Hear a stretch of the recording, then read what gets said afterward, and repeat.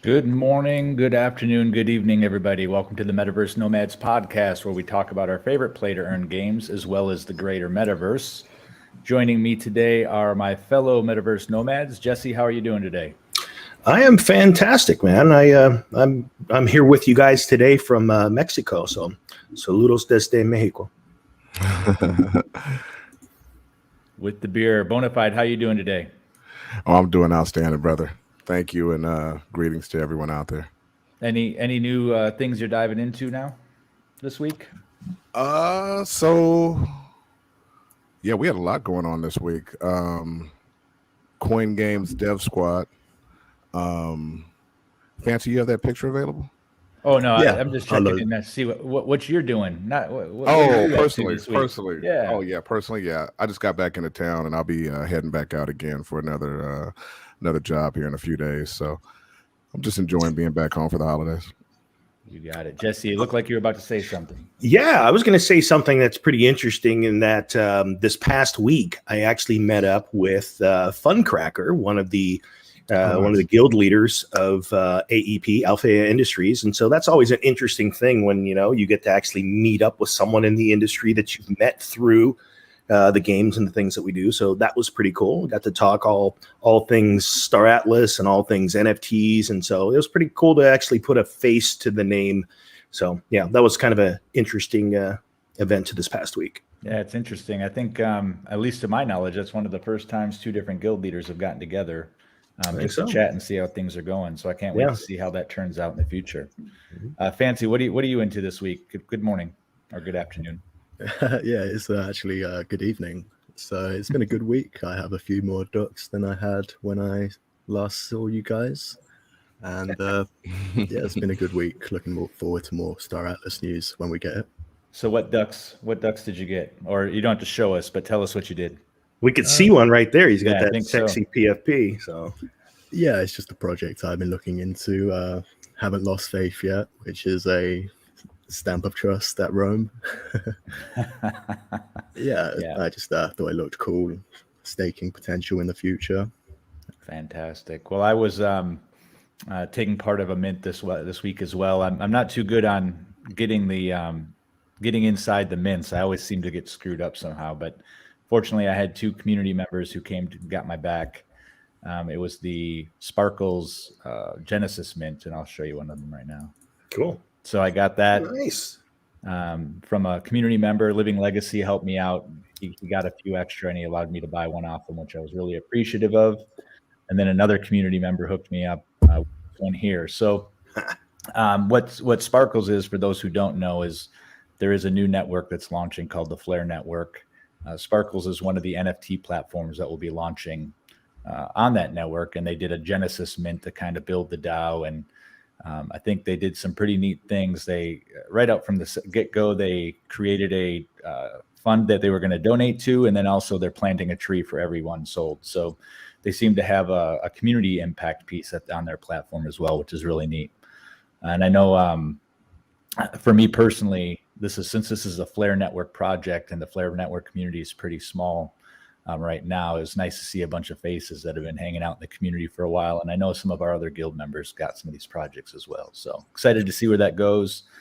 They did share with me behind the scenes that they are already engaged with the one play to earn network or play to earn gaming dev company. And I asked if they ever wanted to get on and talk about what they're working on, and they can do that. Well, isn't Gala? Don't they have like a long-standing, at least, conversation about integration into the Gala network through Flare? Or is that?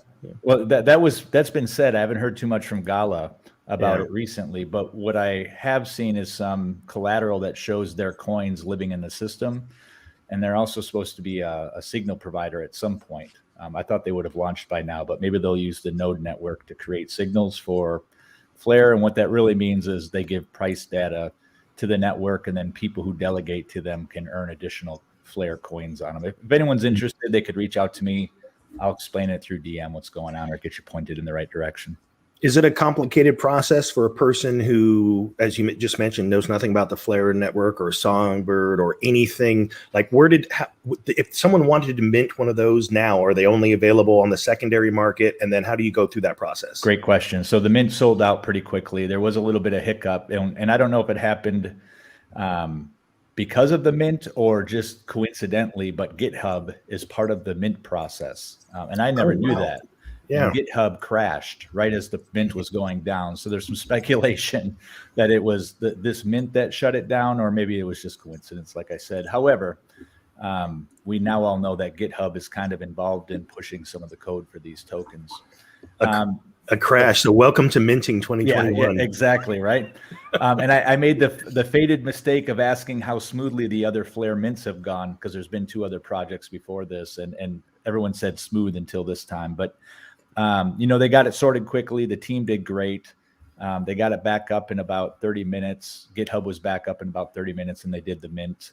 But in answer to your question, Jesse, these will be available on secondary once Sparkles opens. So technically, the process is right now, you've got your NFTs. You'll be part of the Genesis coin distribution, which I think is like 200 Sparkles coins per NFT.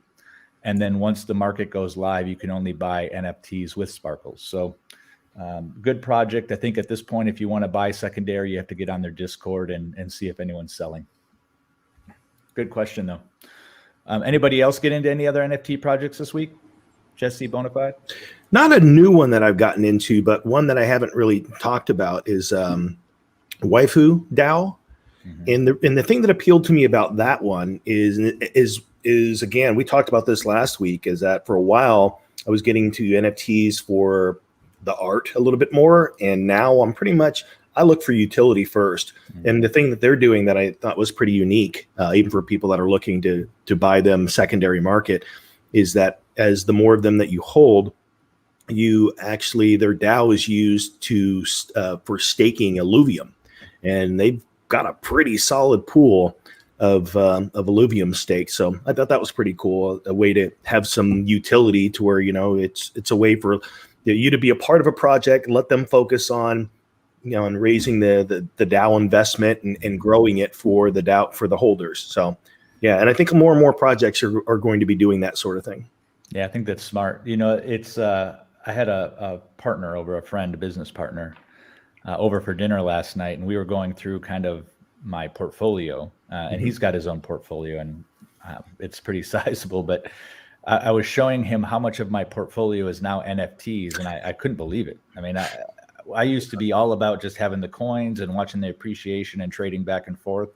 But the appreciation I've gotten this year on my NFT portfolio through gaming specifically is kind of just stupid. I mean, even he was wide-eyed, and he's just now getting into the idea of what an NFT is, and to him, they're just JPEGs on the internet, right? So he couldn't believe it, but I think he's turning the corner. He's now asking what other things he can get into outside of some of the things we're already involved in. Well, you can go to. Go ahead, Bonafide. It's funny you mentioned that, Banjo, because I found one of those apps online that you can use to you can sync your wallet with it, and it'll estimate your NFT value. Mm-hmm. And I just went through a couple of my wallets. It's pretty dumb. It's like you said, it's a lot of money in JPEGs right now. Mm-hmm. If you were to take a look at Gecko, because you can look at coins based on category, whether it's gaming or metaverse. And what I wish they allowed is you'd be able to see the trend over time for how many have climbed into the top 100, 200. Mm-hmm. But it's pretty interesting to see how many of the coins that are really gaining traction for this bull run that are related to metaverse, and I lump most of the especially the PFP NFTs into that, because again, it's all a reflection of how people want to kind of build their own personal brand or experience within the metaverse. And so, yeah, I think that's also going to be the ease point of entry for people, an incentive for people to get into crypto. So I think that's something that's also pushing metaverse and gaming and NFT related projects along so fast right now. Yeah, it's interesting. One of the things he shared is he goes, when I was younger, he's a little bit older than I am. He said when I was younger, I played some games, but I never understood the market cap of the gaming industry. because I was sharing that with him, and really where the money is at from an entertainment perspective, way more than movies, way more than music. It's all sitting in the gaming industry.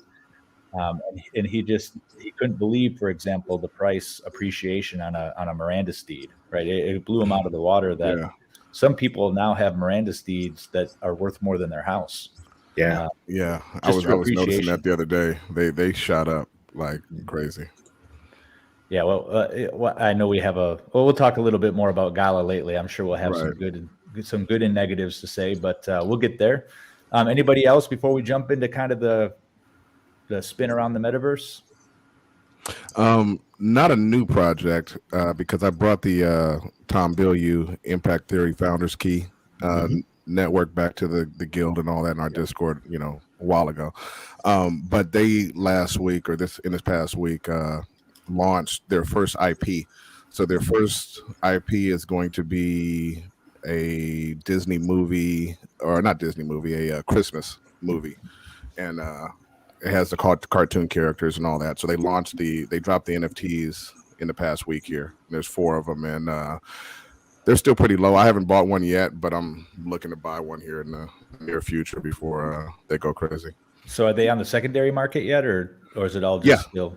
Oh, you can find them on OpenSea right now. If you jump into their Discord and use one of their links to get theirs, what I would advise, and you can check them out. 0.05 right now is the floor. Awesome.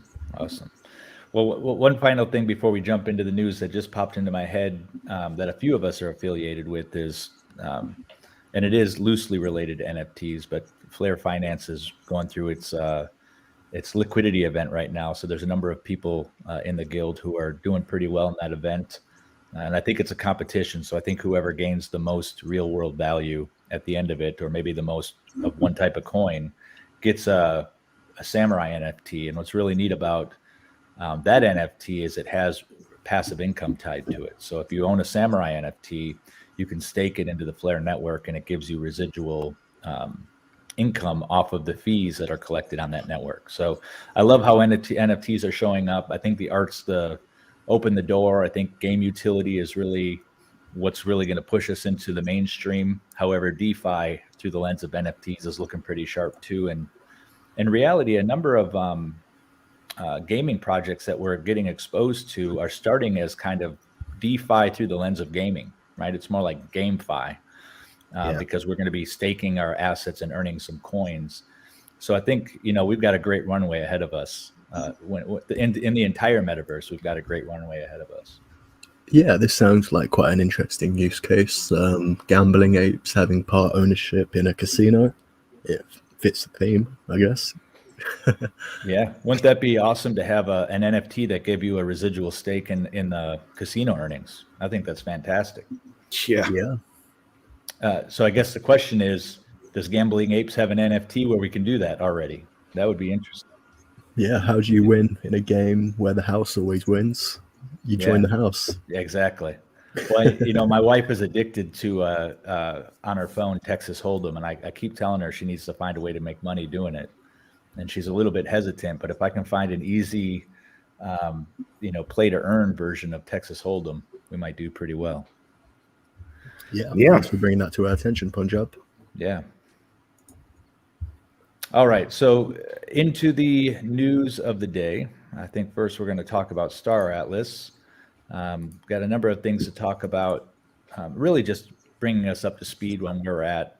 Looks like the weekly roadmap has been delayed due to the holiday. And for those who don't know, Star Atlas has done a good job of getting kind of where they're at every week out into the community.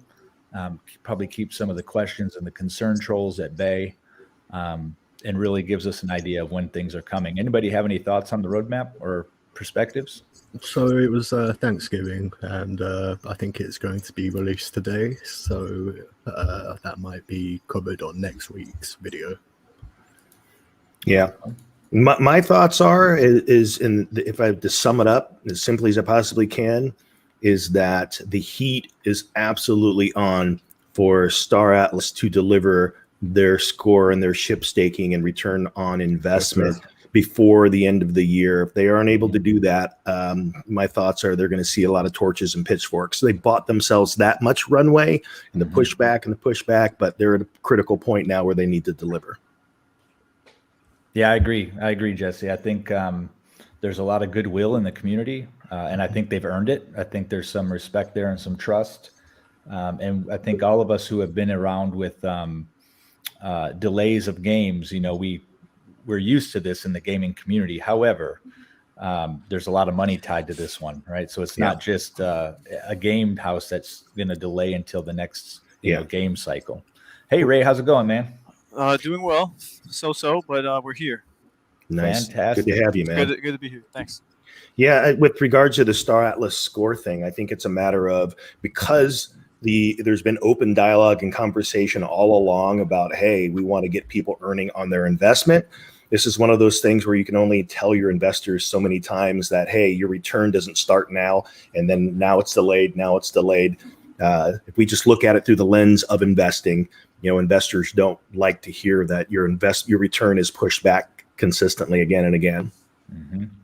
And I guess the silver spoon in all of that, and I know we're going to talk more about Gala later, but there has been some benefit to our asset appreciation with Gala, despite the delays upon delays, because they were supposed to launch a mini game by December, also, if I remember correctly. Yeah, they were. But we're still seeing some success in the appreciation of the assets. So my hope is with Star Atlas, as the word continues to get out there, I think the Discord has grown pretty significantly over the past week. What was that? Up 7,000 members in 1 week, which it's sizable for a Discord. Mm-hmm. So hopefully we start to see more and more people getting into the space and buying up these assets in anticipation of what's to come. Yeah. Fancy, I think you had some pictures you wanted to show us, right?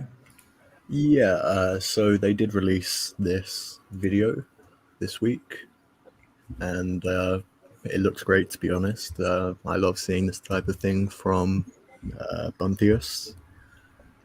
Yeah. One of the things I like about this one is the Fimble.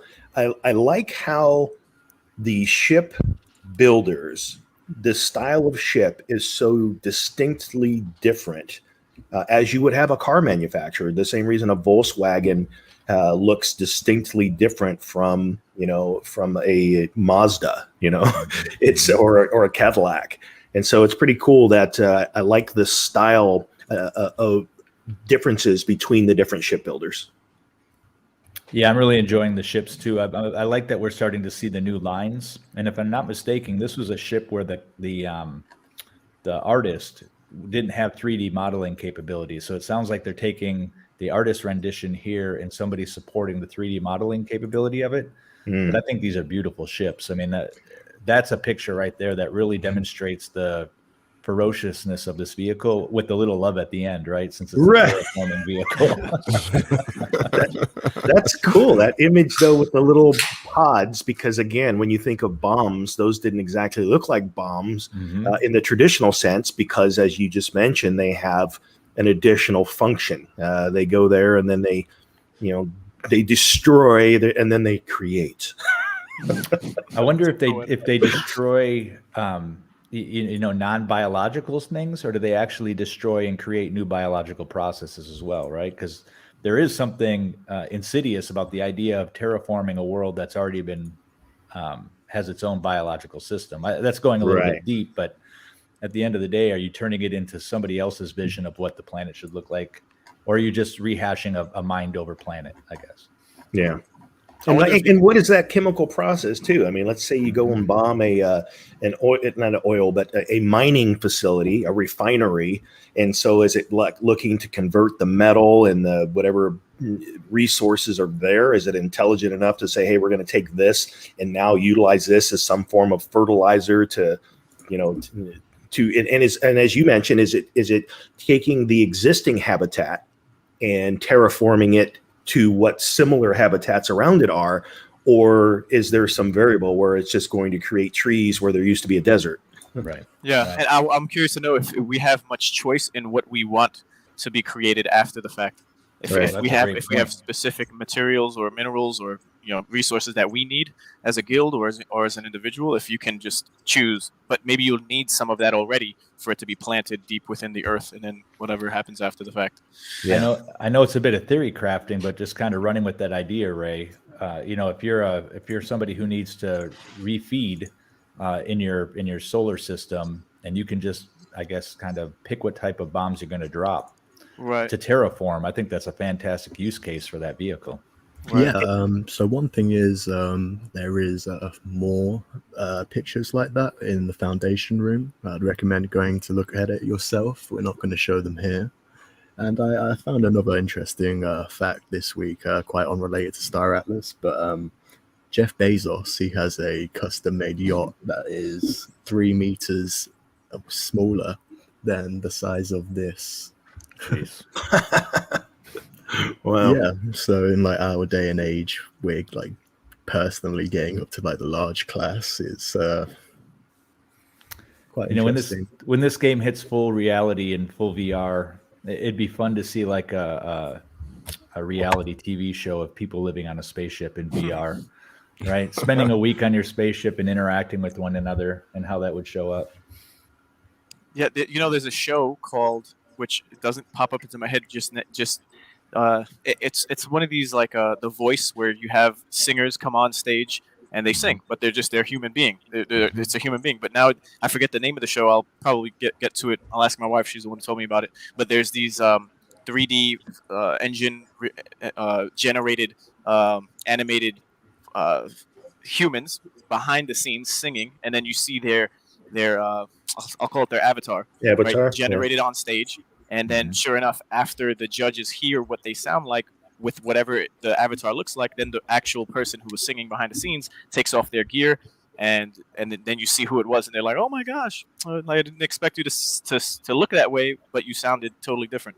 So there's all these people creating their alter egos. That's what it's called. I think the show is called Alter Ego. It is, and then it's like Ready Player One style. So it's we're really definitely going to see a lot of people doing that, and we're gonna eventually all have our own avatars, alter egos. Have you seen the guy? Sounds to me like the metaverse is coming from multiple different angles, right? Like that kind of thing happens. That guy Xanadu, is that his name? There you go. Yep, that his YouTube show where he's fully in his metaverse character, this blue alien with like fire hair, and so that's an example of, I think that's probably similar technology, what they'd be using in that show you were talking about. There's so many different gadgets that you buy separately. I guess there's a whole suit that you could buy from some company. I haven't looked into it myself, but Xanadu, the guy who does, his name is Blue, the alter ego's name. He has a whole list of what he bought in his description, that where you can click on it, Amazon, whatnot, and it's so many different parts for his hands, for his face, for his body, to get the legs moving. It's I don't know if they're all from the same company, but it's interesting. It seems like an interesting piece of technology for something that, low tech wise, relatively speaking, Snapchat's already figured out, right? There you go. I mean, if you could figure out a way to do Snapchat and paste it onto a body like that, good job for pulling that up so quickly. But putting it up a Snapchat filter with something like that would be awesome. But now that you've said there's a list of technology, I have to go look and see if this is possible. Maybe the Metaverse Nomads will show up. That'd be fun. Yeah, yep. I'm definitely gonna look into that myself, and we're gonna try to. I'm gonna try to reach out to Xanadu, or Rome will try to reach out and get him on just to see his origin stories. Maybe we can get him on. What does he cover? I mean, what's his game?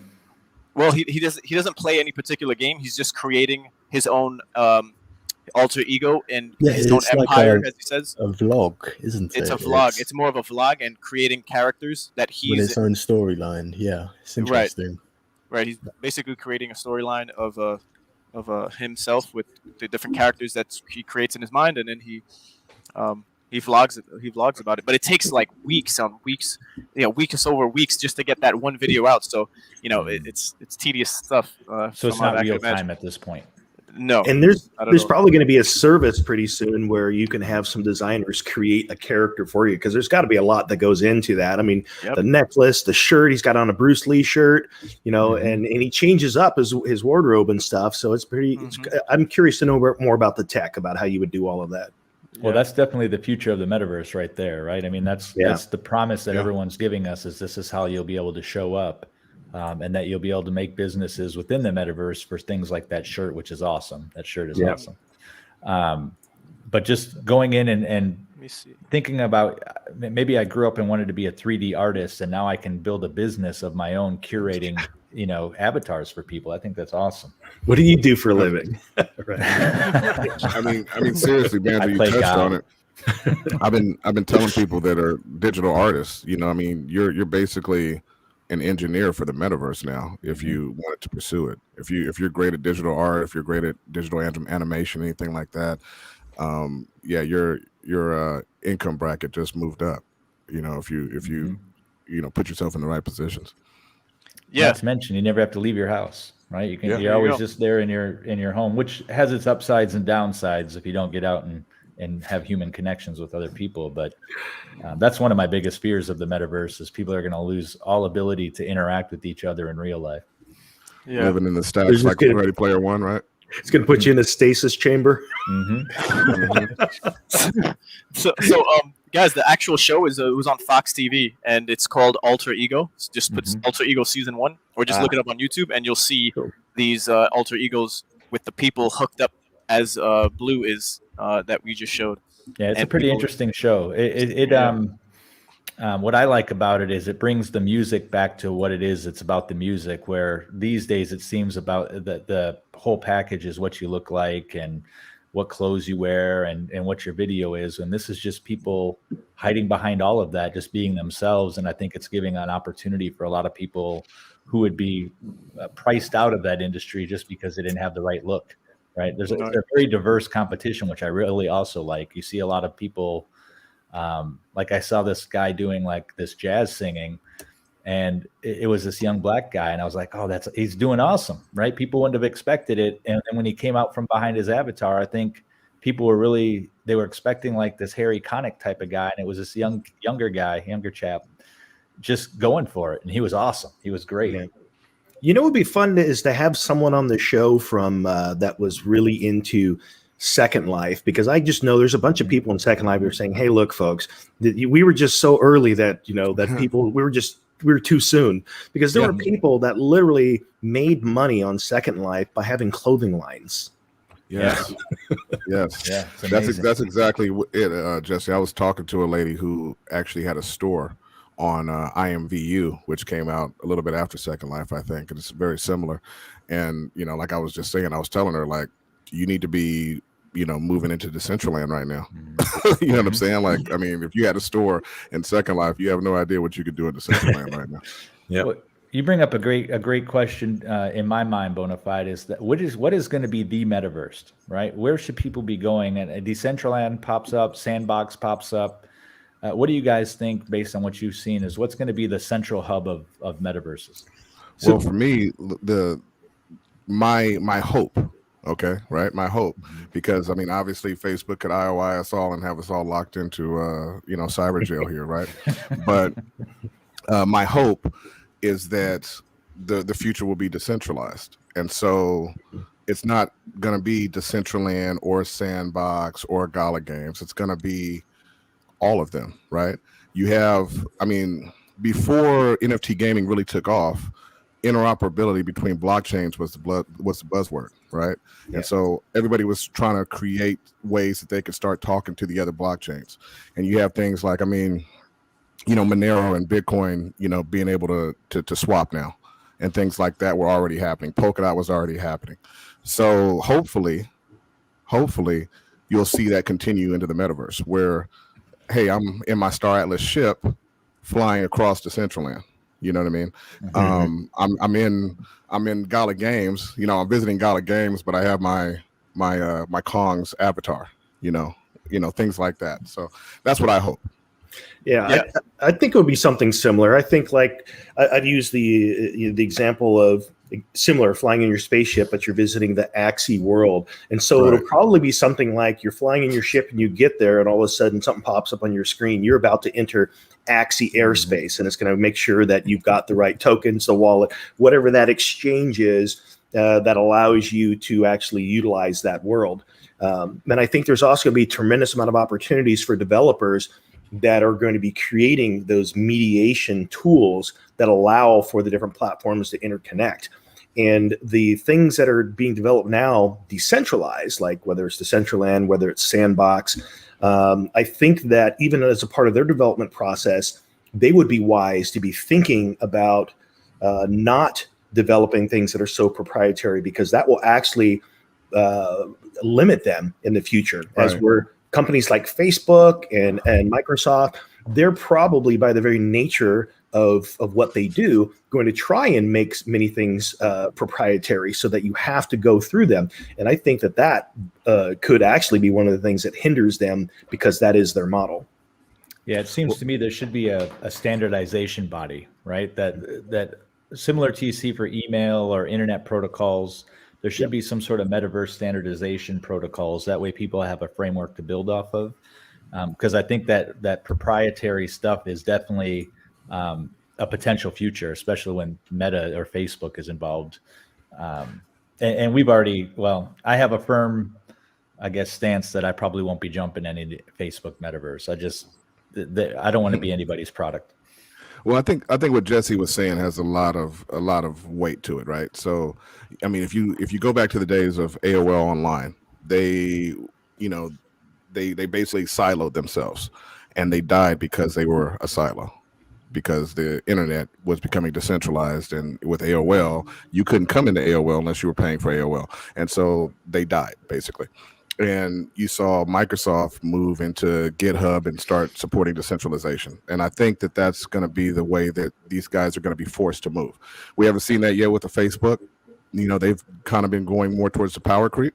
But I think Zuckerberg is smart enough to realize that he's not going to be able to keep traction if he doesn't decentralize. Everybody's going to have to do it. You're going to have to be interoperable with every other blockchain, because that's where the value is going to be, is in people moving across, not being siloed.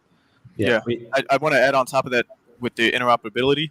It's going to be a lengthy process to get to what Jess was, and we're all talking about, where first it's going to happen with the tokens and the ecosystems, whether it's ETH, Solana, Cardano, and whoever wants to, I guess, participate in that way and become a part of the whole, where it's just going to be seamless, like we are using credit cards today, or just swiping, and everything is going to become seamless behind the scenes, where if you're in one of these games, and we see this now with the APIs for certain games like Galaxy Fight Club, it's not a AAA game that's being produced, but it's like Smash Bros, and it's more it's like Brawl. It's called it's an MOBA Brawl Star type of game.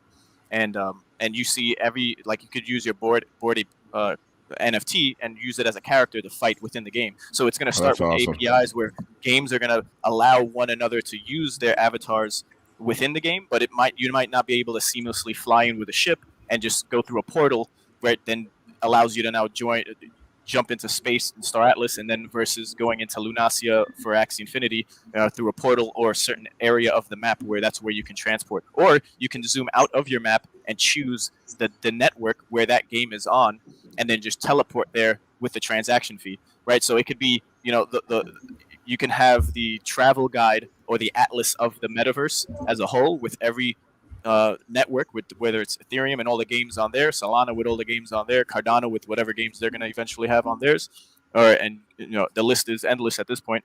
Avalanche. You could I could see that happening, where you zoom out in whatever game or ship or avatar that you're in, and then you can choose the next one, just like you do with your PCR or RPC on your MetaMask. You have to switch to use the Binance chain. You have to switch to use the Polygon chain. So I could see that happening in a way where it's effortless and maybe just a click away before you can join in on another game that also allows you to play with that avatar or NFT that you've purchased. Because maybe like Gala Games, for example, they're going to be strict, and only within their ecosystem you could do a Mirandus Vox could go into a Town Star, or maybe they'll be strict and not even allow that to happen, right? It's going to be one for each, and that's it, and no other.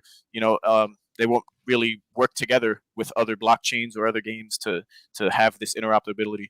So it's really going to come down to, for whatever it's worth, the centralized companies, which they all are now, building for the goals of eventually becoming decentralized, where maybe we can all vote on a proposal where where Gala Games is included, if in the event they're not the ones who are openly willing to partake in this whole idea of everything is going to be interoperable with one another, and you could take your game avatars or assets and just transfer them over and play and level up in that part.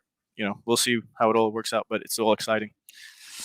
Well, someone just released in our private chat over the past 24 hours a game that kind of demonstrates that. And I know we're not going to really go deep on it today, but there was the TCG World, I think is what it was. And their promo video kind of showed using your assets and jumping from metaverse to metaverse to metaverse. It looked pretty cool. Did anyone else watch that video? I haven't checked it.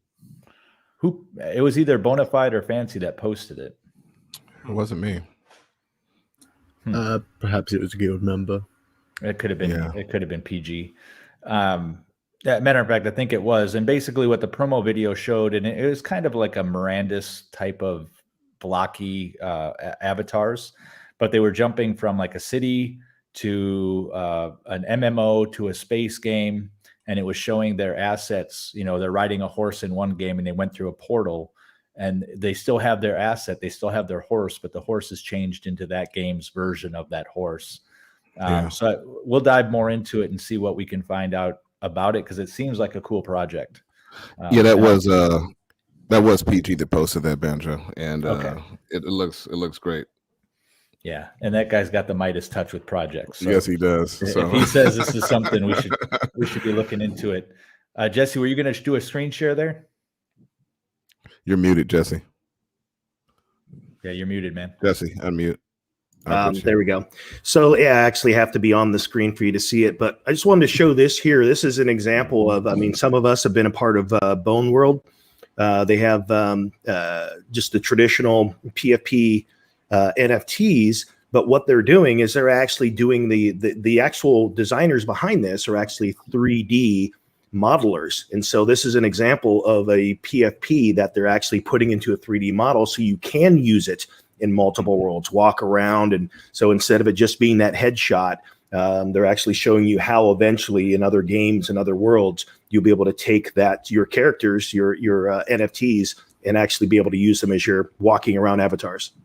Yeah, I've got 3 of the Bone World NFTs, and after I saw this, I got much more hyped about the project. I could really see this character going into different metaverses and that being my avatar. It's the first time that one of my PFPs I've actually really kind of felt like that. Yeah. And I think they're building something great. For those who don't know, that community has probably got one of the best dev teams as far as their engagement with the overall community. They really listen, and they've released some free stuff. Not everything is for sale. Sometimes you get some free airdrops as well. And eventually they'll have a metaverse of their own called Spider Islands, where you'll go out and take your avatars out there and hang out. Yeah. All right. Fancy, I think you had some numbers for Star Atlas for us. Yeah. So it's been an interesting week for the shop in Star Atlas. There was the fire sales, and most of them got eaten up quite quickly. But here is the leaderboard for this week. And this is the amount they have changed since the week before. So ONI is up 1 million USD from last week, and that seems to be the most significant rise this week, although there are a lot of members joining across the board. So it looks like about just somewhere in the neighborhood of about 50,000 wallets across all 3 factions so far. Do you think those are new, or do you think those are people finally just picking a faction? Do you think they're drawing more? I know we said 7,000 new people to the Discord. Do you think those are all translating into new accounts, or do you think people are just finally drawing their straws? I think it's a mix, because we can see that Ooster, they had the least amount of USD this week, but they had a quite significant amount of members still. So it could be a lot of fresh people coming in, and experienced people picking what they have chosen. But there is still time, and I know people are probably going to wait till the final bell in anticipation of any extra information. Yeah, I would also say I'd suggest that about maybe 20% of all of the wallets maybe even more, are actually multi-wallets. So I don't know that accounts for actual individuals, because there's lots of people that have more than one wallet. Mm-hmm. Have we done or seen anywhere a total market cap for all the ships and all the assets? I haven't seen one. I don't think so. Yeah, that would be very interesting. I'd also be interested in that for like most games, especially like Gala games, since they have so many NFTs released. Just like a total like market cap plus all NFTs, that would be just bonkers. Well, I'm surprised somebody hasn't done the back end work on that, because it all lives on the chain, right? Or maybe some of Gala is sitting in treasure chests and it's not on the chain. Actually, they have the club actually has a site that has that. I was trying to see if I could find it here, but they actually do. They created one that I think is looking at wallets across the board, and they were showing more information than I've seen anywhere else. If anyone knows has access to that link, let us know, because I'm curious to see that again. But I have seen it once, and I've shared it in our collective chat. Yeah, I don't know if that was that. Are they sharing that publicly? Because it was an easy. You didn't have to log in to see the link. So all right, all right. just that makes it public. Just didn't know if we got that one, and we're disclosing some alpha there that we had found something. It's kind of like in the blockchain. If you can access it, it's public. Yeah. Facts. or if people can access it. Yeah. So when it comes to Star Atlas, I know we kind of got. So we went through some negative news over the past couple of weeks. What's really interesting after that news is the foundation room is very quiet lately. I mean, it was just a fountain of information, and now it's almost radio silence in there.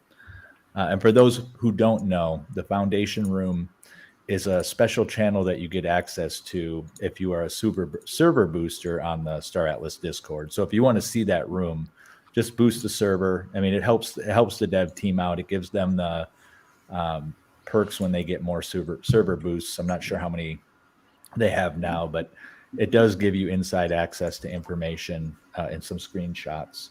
But it's any other thoughts on how quiet it's been? There were days where I've seen less than a dozen comments in there. And a lot of those were actually the club. I mean, what do they have to be disappointed about with the recent news? We're like, hey, we think it's great. So yeah, I think it speaks volumes when you may not hear from people about being displeased with recent events, but when you don't hear from them, you should also be concerned about that as well, because that speaks volumes about the fact that, well, obviously if they were okay with it, then the sentiment of the room as a whole wouldn't have changed, and it has. Yeah. Go ahead, Ray. Okay, cool. Thanks. So, and similar to Gala Games back in the day, everything was very much earlier on in development, and conversations were being talked about. And it's not to say that this is a turn for the worst, because it's a little bump in the road compared to what the game will more or less come out with as the game develops, and then depending on what the market and the people want. There's so many variables that are at play for what makes a game successful or not, no matter what we particularly say on our channel here. So like we always say, it's not financial advice. These are our opinions and that alone, and nothing should be taken for verbatim as for what you should do with your money. So as far as our influence on the markets, maybe it's nothing, but we share our thoughts on what the community is doing, and that's in conjunction with the team and what they're telling us as a community. So there's some influence from what the project has on its community that supports it from earlier on, just like we had in Gala Games scenario. And this is what prompted us to, as they weren't as transparent, not even having a white paper and the basics of what a project normally has, for us to jump ship, not completely, but as far as the topic of conversation and broaden our perspective on topics. That's why we're here today. Yeah, that's why we're the Metaverse Nomads and not a specific game shout box, because we're game agnostic. We might focus on a game, but we're gamers, and as we all know, any of us out there that are gamers, we rove to the game that's the best at any given moment and any given time. And especially with play to earn gaming, we're going to be moving to the games that are where our guild and our friends and our family are going to be able to earn the best. That's key. Yeah. So going back to Star Atlas, I think this is just this is a lesson to the metaverse, right? Is that decentralization and fairness and openness is going to be key. It's going to be valuable in the future to every project. And if you choose favorites or anything of that nature, there's a possibility it's going to get you into some trouble. I like this comment from Harmony Payne. Are Rome allowed to share that information in their Discord? I see other guilds share Swagner's responses in their Discord. We've always been open. We've always been free speech in the Rome Discord. If you're suggesting that you haven't seen it yet, I'm more than happy to post it because it was never suggested that we shouldn't. And as a recap, even though it was a lengthy reply, I'll state again what the two big takeaways, since I was the one that initiated the conversation in the foundation room to begin with. Basically said that, hey, this deal that you made does not seem fair. You gave special treatment. And the bottom line is this, is that if we are moving towards governance, power to the people, would this have passed a DAO vote? And I would say that absolutely not. If this had gone to vote, no one would have agreed. So if that is the litmus test, then why are deals being made that wouldn't pass that? And so we waited for a reply. And the reply essentially came back with a couple of key ingredients. One, that we didn't give any special treatment. They didn't get any special treatment, which is absolutely not true. So I think a lot of people are disappointed with that reply because it's blatantly in our face telling us something that we know is not true. They did get special treatment. And two, that the company is transparent. Well, they're transparent after the fact. That's again like saying, hey, we just had an election. You were welcome to participate and even run for office if you had known about it and just let us know. So that is not transparency. And also, this whole response was only released to 100 people in the foundation room instead of the 116,000 people that are in the Discord. So there's some things that are blatant company towing the line of things that are kind of a slap in the face to the community. Yeah. So I think that is a big piece of why the response is dampened and there's a quiet foundation room. Yeah. And to answer that question a bit more specifically, they do post like alpha images and descriptions sometimes in there, but we won't like share that because they posted it in like a private room for the people who have boosted the server. So but if there is like a correction or a statement that affects the entire Star Atlas universe, then yeah, it's our responsibility to share it, really. They generally tag those images as foundation room only. So that kind of is our cue to, all right, you can't share this. Yeah, I think Harmony brings up a good point, though, because we have heard of other guilds who have been sharing that information pretty broadly in their Discords. It's not something that we do. I mean, we'll talk about it privately for the people who are in there, but we're not cutting and pasting and dropping into our guild chat. It's we value the reason why that room is there, and want to protect respect the requests of the people who set that room up. But I agree, as far as the greater information, that stuff should have been shared broadly. And we do that across multiple projects. I mean, we did the same with Gala Games when they have their Gala Gold channel, stuff like that. We've always been respectful of the intentions of the private channels that we might have access to. Yeah. Fancy, did I see some other assets that you wanted to bring up for Star Atlas that might have been shared this week? There was one picture. Well, there were a couple pictures, but it's nothing too big. This is a picture of Photoli they released on their Twitter. There were a couple more stills, but yeah. Looks this guy's a piano virtuoso. Yeah, also a ballerina. From a musculature perspective, you've got these very, calved down, very atrophied legs, but these huge muscular thighs. So I'm curious how beings of light need thighs like that to get them around the metaverse. You don't use it, you lose it. But it looks like we're seeing a model without the typically attached lighting, right? Normally these are very well lit beings. I like the Patoli, but I'm more in tune with aliens that are a bit more human-esque. Like the one in the sniper picture? Yeah, exactly. It's a good joke there, Monty. Thank you. It does. Winston brings up a good point too. Is it's really going to feel like a true space game when you see all these different alien races on the ONI stations, right? It's really what's the name of that? What's the name of that scene in Star Wars? That the Katina or whatever. Yeah. That's I think that's what you're saying, right, man? It's gonna feel like that. Cue the cantina music. Yeah. Yeah, we didn't have that one loaded up. And that's another interesting one too. I mean, I think we've talked about this one before and wonder. It just looks like it has two aliens attached to each other. I mean, that thing sticking out of the back of the head looks like its own symbiotic type of alien to me. Right. And we were wondering if it was prehensile. Can they actually grab and manipulate items, fly a ship, doing all this other stuff with them? Yeah. Run around. All right. Any other nice here. Any other Star Atlas news we need to discuss or share? No, it was a quiet week. No town hall. Waiting for the next one. Yeah, I know Ash, our Hypocryptic, has been having another. I think she did another guild Twitter space. I wasn't able to make it. Did anyone make that one? I missed it. I saw it. I was trying to.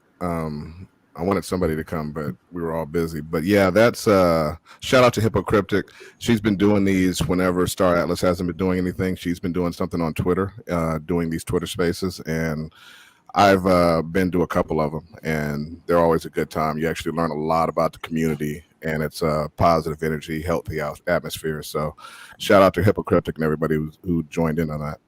Mm-hmm. For sure. Awesome. Well, I think we're ready for some Gala news, right? There's been a lot happening in the Gala community, and really anybody who's a node holder and has been accumulating Gala is really licking their chops right now. It's one of the few cryptos that's just going nuts. I think last I checked, it was in the 60 cents, but it may have gotten up as high as 80 cents. Did anyone? It did. It did. Yeah.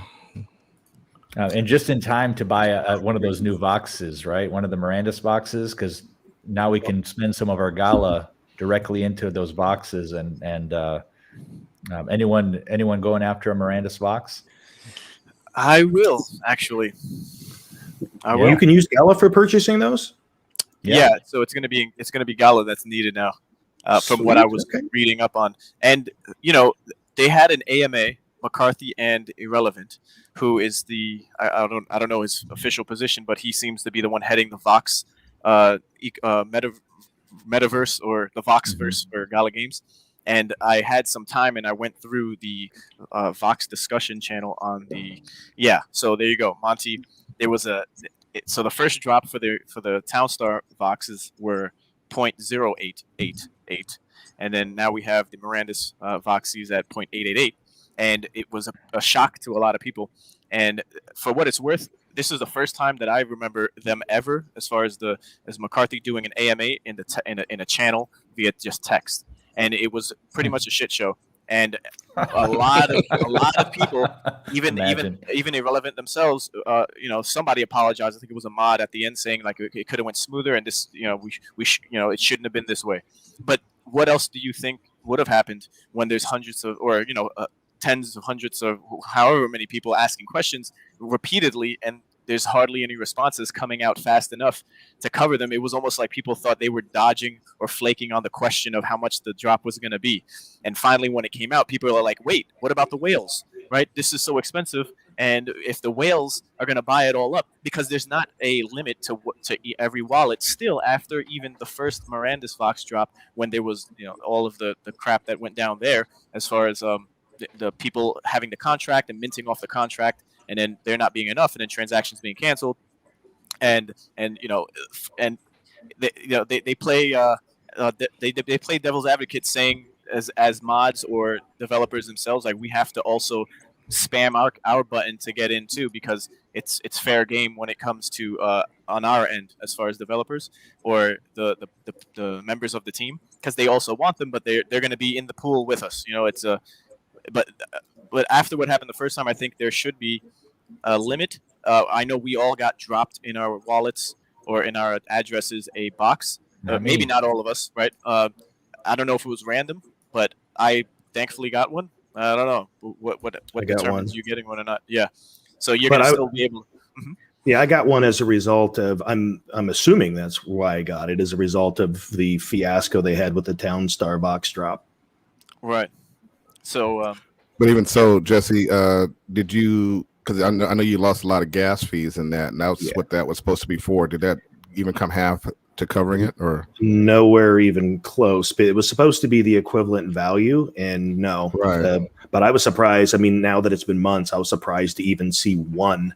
So I'm like, all right. So I mean, at least something showed up, and who knows? Hopefully, it'll be something good, and hopefully the value will be there. But getting back to the amount on Gala, just I usually try and keep people up to date on like what the actual nodes are doing. So last week it was about 358. 7 days ago, what the distribution reward was, it continues to drop like a rock. Today, or the last distribution, was 285. So it's down almost 100 Gala. So what's the bottom? What's that look like? What will continue to go? I mean, it's great now while we're getting substantial amount, because even with 285 at 60 cents, you're still looking at 150 or somewhere close to that dollars for an equivalent Gala. But where's the bottom on that? Be curious to know. Yeah, and just I'm sorry, Bon. No, go ahead. There was a recap done by a community member in the discussion. So I'll just read it off because I don't have a snapshot of it for the AMA that took place. So the recap of Irrelevant and Mirandus Masters AMA on Mirandus Vox. So number one, Mirandus Vox will cost 0.888, just like Monty mentioned, in ETH in Gala. So you're gonna have to use Gala. There's some talks of it being able to be purchased not just in Gala, but that's not the case for now. And then there's no limit to how many per transaction. And then Exemplar Vox will boost some stats of the same type of exemplar that equips it. And then for the last, it's non-exemplar Vox can be equipped to get attack/defense bonus or give more loot for that type of monster. So there will be a particular Vox that could match up with the avatar or exemplar that you have, and that will share the same. It'll be the same. So the Vox would be the same as your exemplar, and then there's going to be Voxes that you have that don't match up to what your exemplar is, but it'll give an attack defense bonus and give more loot for that type of monster, I guess. That's all that was written. So there's going to be a utility boost to the unknown utility for the avatars. Right. There you go. And that's what's going to cause me to ape into this stupid thing, is the fact that I still hold exemplars, and I like the idea of Mirandus, and I would like those exemplars to be more powerful. And then you tag onto that the fact that they say that you're going to have utility in Townstar as well coming up here in the future. And my sister-in-law has been making, a couple of bucks, $10, $30 a day playing the game. So, you figure if you're going to be able to use Mirandus Voxel to increase your earnings at Townstar, that makes sense, right? But all that being said, I still don't like. I feel like they're so predatory with this stuff. I mean, they're coming out with NFT drop after NFT drop. They're raising the prices to gouge as much value as they can from the community on each sale, and still the give back to the community, as far as people playing to earn. I'm not. I mean, Townstar, I guess, like I'm starting to see it. I'm starting to see it with Townstar, but I'm still not seeing it with these other games either, than beyond the idea of you being able to flip NFTs. Yeah, and that's not play to earn to me. So what I think one of the benefits, I'm getting one as well. I may get 2 of the Mirandus boxes if I can mint them, if I have any success. But they do give also some Townstar coin, right? But just not as much as the OG Townstar boxes. Right. And I think Monty shared with me that they're, depending on the rarity, those boxes are earning 70 to 300 Townstar coin a day, right? That's stake it into the game. Huge. That's substantial, right? That's big. That's better than a node. Yeah, it sure is. Yeah. So, well, not only that, but some people who have a lot of Townstar assets are making like thousands a day playing Townstar. So it's definitely it's nuts. And so, the resale value. Sorry, Jesse, just real quick. The resale value. This is one that just sold, right? Of the OG, right? And it sold for $10,000, and the mint price I think was $300 or so plus the astronomical gas. So there is some resale value to these, and if you think about 0.888 ETH as a starting point, or the equivalent of that, it seems like there might be some upside here. Yeah, one of the rarest ones sold for 100 ETH just I don't know if it was last week, but Wow. so even Bitbender did mention one time, or someone said it on the team, like when do we see a Moranis box or a Townstar box sell as high as a Punk or an Ape? And I just got to add in right quick, because we're talking about all these high prices of these NFTs. We all got to remember that we are in an obvious NFT gaming bubble right now. Regardless of the utility, I think that's the main thing you should be focusing on when you're looking at any of these projects, any of these purchases you're going to make, is what's the NFT in the next 6 months to a year? Or I'm sorry, what's the utility in the next 6 months to a year? Because, I mean, we are in a bubble, and the bubble is going to pop at some point. We don't know when. And, you don't want to be, caught outside, right? So remember that. Yeah, it's these feel like Gala is showing up with some utility, though. I mean, we've been on their case around lack of earnings, and they are showing up with this Townstar coin. I have come to understand that if you want to participate in the next season, you have to buy into it. It sounds like I don't think the details for that have been released yet, but we have some Romans who are doing pretty well. And some of those assets that people have gotten as node drops, I won't say who, Monty, but he got this ancient wheat stand or legendary wheat stand that's earning him a crazy amount of Townstar coin as an NFT drop for being a node holder. So, there are some people who are getting good drops. I think Jesse has yet to get a drop still from his node, which blows me away. I'm at about 5 NFT drops since March, I think. That's awesome. I've gotten several, but it's always been skins or collectibles. I've never got like a solid utility carrying NFT. What's interesting with the 2 tokens, and especially I was surprised the other day to see Townstar somewhere around town token around $150. What is the way out for people on that? Because again, as you kind of touched on just a moment ago, Bonafide, it's like, we are in a bubble. And so my model of the world, when I saw Gala go up to 10 cents, I'm like, I'm cashing out. And I saw Gala go up to 21 cents. I'm like, I'm getting mine now, guys. And I keep taking profits because guess who sold in the 70s when I saw it at 80, it's like, it's one of those things where, if you take profit, you're actually making profit. And so because I don't know what the futures are, that's just been my model. But I appreciate anyone that finds a project that they love, that they believe in, and they want to hodl all day, because there's value in that as well. But for a person that wants to get out and cash out at least some, what is the path? Because again, we're talking about play to earn. A lot of times we don't think about like, what is the model to where you can actually utilize what you've earned by getting it back into fiat? Like what exchanges, how do you get your town? It looks like it's currently on OKX, BitTrue, Uniswap, AOFX, which I don't know that one, and 0x protocol, and I don't know those either. So there is an off ramp. I'm not sure what the trading pairs are. Yes, it's either Uniswap, you can go to anything, so anything that's on Ethereum, you basically go to Uniswap and you can, it's a DEX, right? So you just, you get out of it anytime you want. That's the beauty of currencies versus NFTs, is NFTs are far less liquid, right? But you always wondered, like, at the end of the day, when you're done, what did it cost you? 10%, 15%? Right. What did it cost you to get out? You had to pay the man. But I think you made it. I think you made a good point there, Jesse, as far as, I heard it said best. I can't remember who said it first, but you never lose money by taking profits. And that's something that you should always remember. A lot of us have sold Gala NFTs for far cheaper than they are now. Some of those things are running $100,000, right? But I don't feel bad about it because I made money. You know what I mean? And I do that all the time. It's great to ride a project to the moon, and everybody wants to go to Mars with their project they just bought, or become a millionaire tomorrow off of something. But I mean, at the end of the day, most people find themselves losing money with that kind of attitude. And I think taking consistent profits is a smart move, and especially when you're in these bull markets, knowing that there's a bear market around the corner at some unforeseen date. Another example is just a week ago, man, when Polis shot up. It went all the way up to 1050. I dumped a ton of it at 10, and then I bought right back in at 850, 840. Right. Yeah. So the Town Star coin is sitting at about $1.48. I think within our notes we have that Gala coin went up to the number 57 position on the market cap, and it's sitting at around 3.2 billion. So it's no longer a small company. They're getting a lot of recognition and a lot of props, a lot of exposure.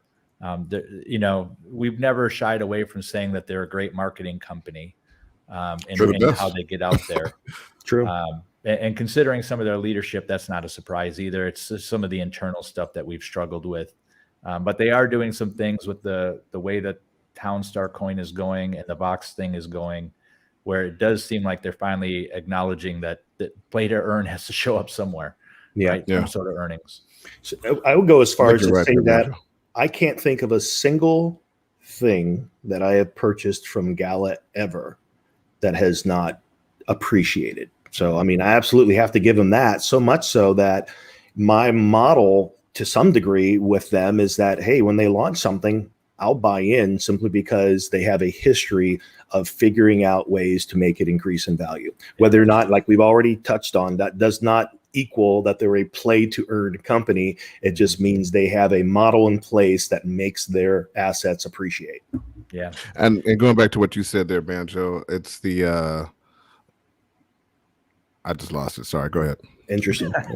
Well, just going with what Mega Raid Boss has there in chat, apparently people aren't able to mint their town coin, and so that's it's probably having an impact on price appreciation, right? Because people can't mint it and sell it, so it's probably driving the price up.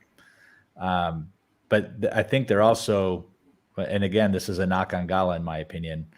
What they're creating is a system where they want people to spend it back into the Gala system. So you're earning it and inflating their numbers by spending it instead of pulling it out of the system, which maybe that's going to work in the long run, right? Because we just talked about how everything's appreciating.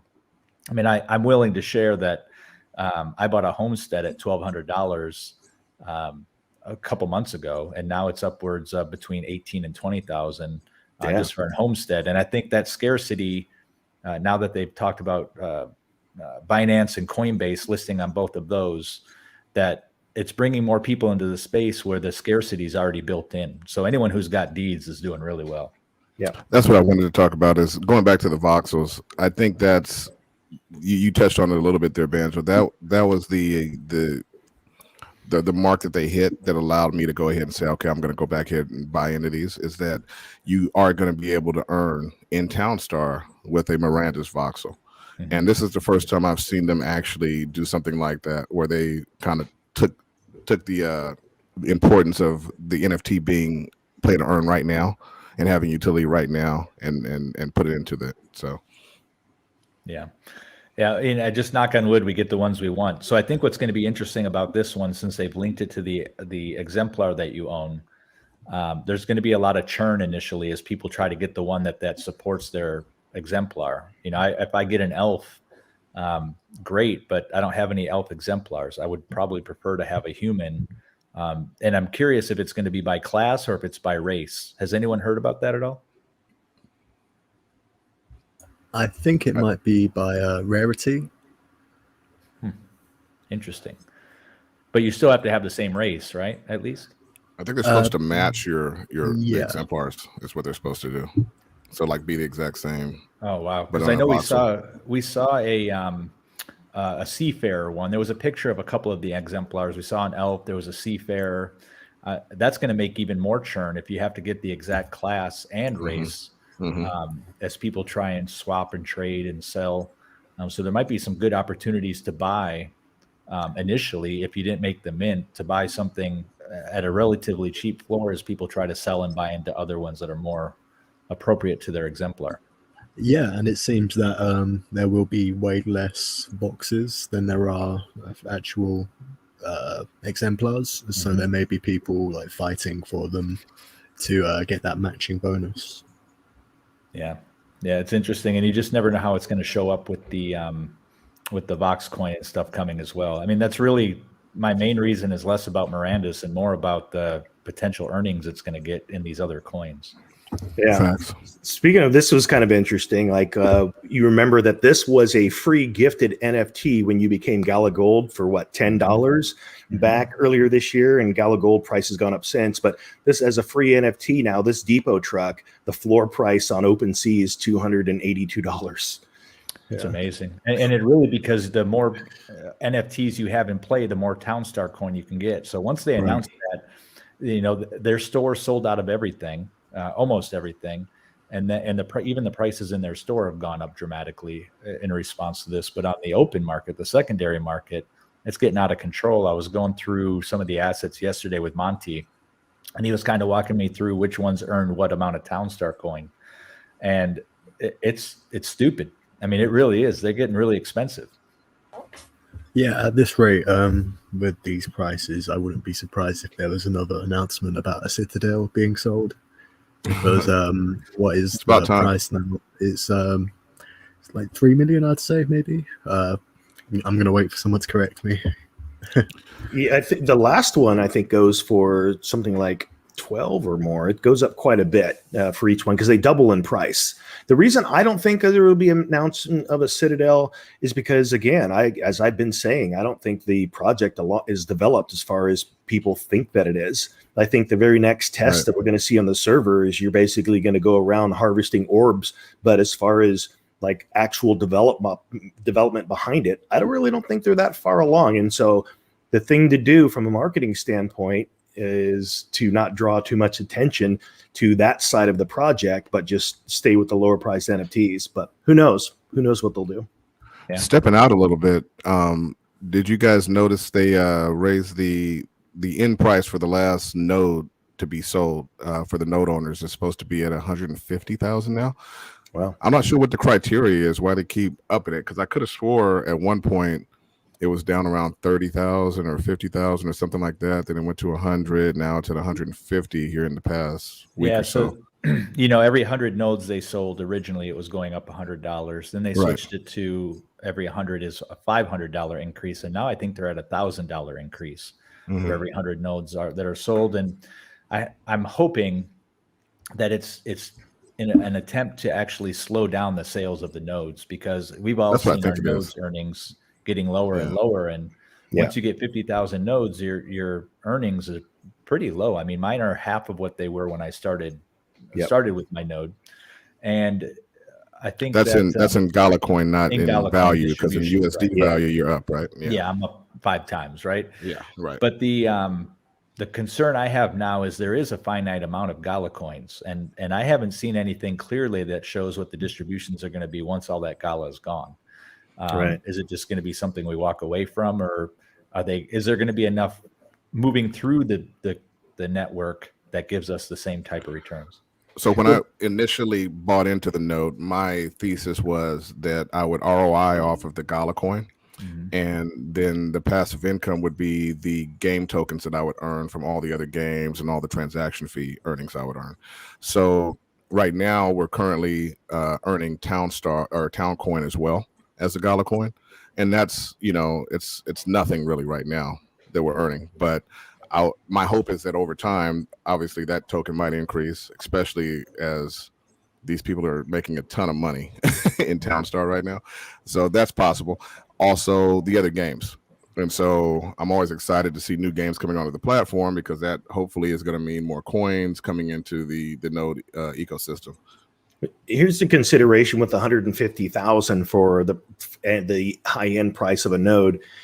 Who in their right mind is actually going to pay that? Because even if you were guaranteed to see $100 a day return, which right now I think we're in this window where we're lucky to be seeing that, they would still take you over 4 years to see a return on your investment, while there's too many other opportunities and places to utilize and put that money to work. So that's really not a smart investment at the $150,000 level for sure. Well, I think we know that there's a lot of people who are not smart investors. I mean, yeah, because they keep selling these notes. These things are flying off the shelves, right? Like to the point where they don't even need the influencers to promote them anymore. But back to what you were saying, Jesse, I've always agreed, but that was even back when the last note was going to sell for 30,000. My thesis was always that if I was going to buy nodes, I had to buy them before 15,000, that being the 50% mark, because I didn't want to be the guy that bought the node that you're not ever going to ROI on. You know, so I think your point has merit there. You know, I mean, the last person to buy a node, you know, I mean, hopefully by then it'll be there will be an obvious incentive, is what I hope. But otherwise, I mean, that person, I would never want to be that guy. Yeah, there are wallets out there, because you can see the addresses and the node count that have something like 150 points, 181, I think 180 points, so equivalent of 180 nodes of compensation that they're getting daily right now. I mean, and chances are they probably got those nodes when they were sub $1,000 even. Yeah. Well, I know the price was at $500 a node at one point. Yeah. So I'd like to bring it back to 321. I like the name, by the way.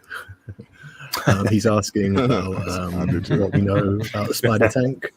Personally, I didn't watch the entire live stream yesterday. It was like 4 hours long, and I did not get to the end, but there was apparently a big bomb dropped at the end of it. Gala Games committing $1 billion to gaming in Korea, which is where they are doing the Spider Tank competition right now. Well, what that really means is Gala's not committing $1 billion. They're taking $1 billion of the money that we all spent on their assets and starting gaming in Korea. I didn't get a chance to watch it either, and I don't know anything about the announcement. Does anybody know? No, so I didn't watch it, but I did watch the first match, and it was 3 Gala Games developers, including Bitbender, versus some other people, and the Gala Games team got destroyed. Of course. Yeah, it brought me back to when I was playing the alpha, or like way back. You were the king in the alpha, weren't you? Yeah, I remember. Yeah. You were destroying everybody. He was destroyed me. He made me lose all hope. I'm not a gamer anymore. Yeah, he was on the live streams. People were crying about Fancy Head on the live streams. I think we see a Metaverse Nomads extension line for our channel. I think we just have Fancy live streaming obliteration. Yeah, right. Absolutely. So this was the announcement that he mentioned for Spider Tank, that there was a huge reveal video, but we haven't watched that yet, and it's something we'll get back to. Well, just based on what's there, that tells me that they're looking at play to earn through land and rental. I think rental is something all of us are really jazzed about. Yes. Which I have a few assets that I've gotten as node drops, but now I might buy something that's worth rental before it takes off. So how do we think that works? Okay, let's say that I buy a chunk of land within the realm of Spider Tank. Does that mean that you have to pay to enter an arena that's on my land? Is that what we're thinking how it could work? I mean, I think of it similar to a... Go ahead, Banjo. I was going to say, I think it's going to be similar to what we see in other games where as a landowner, you get a piece of the action, so to speak. Maybe you own an arena. And then rental system to me sounds like scholarship. Yeah. Land buildings is one that's a little bit different to me. Maybe it offers offense and defensive pieces within the buildings. Time will tell.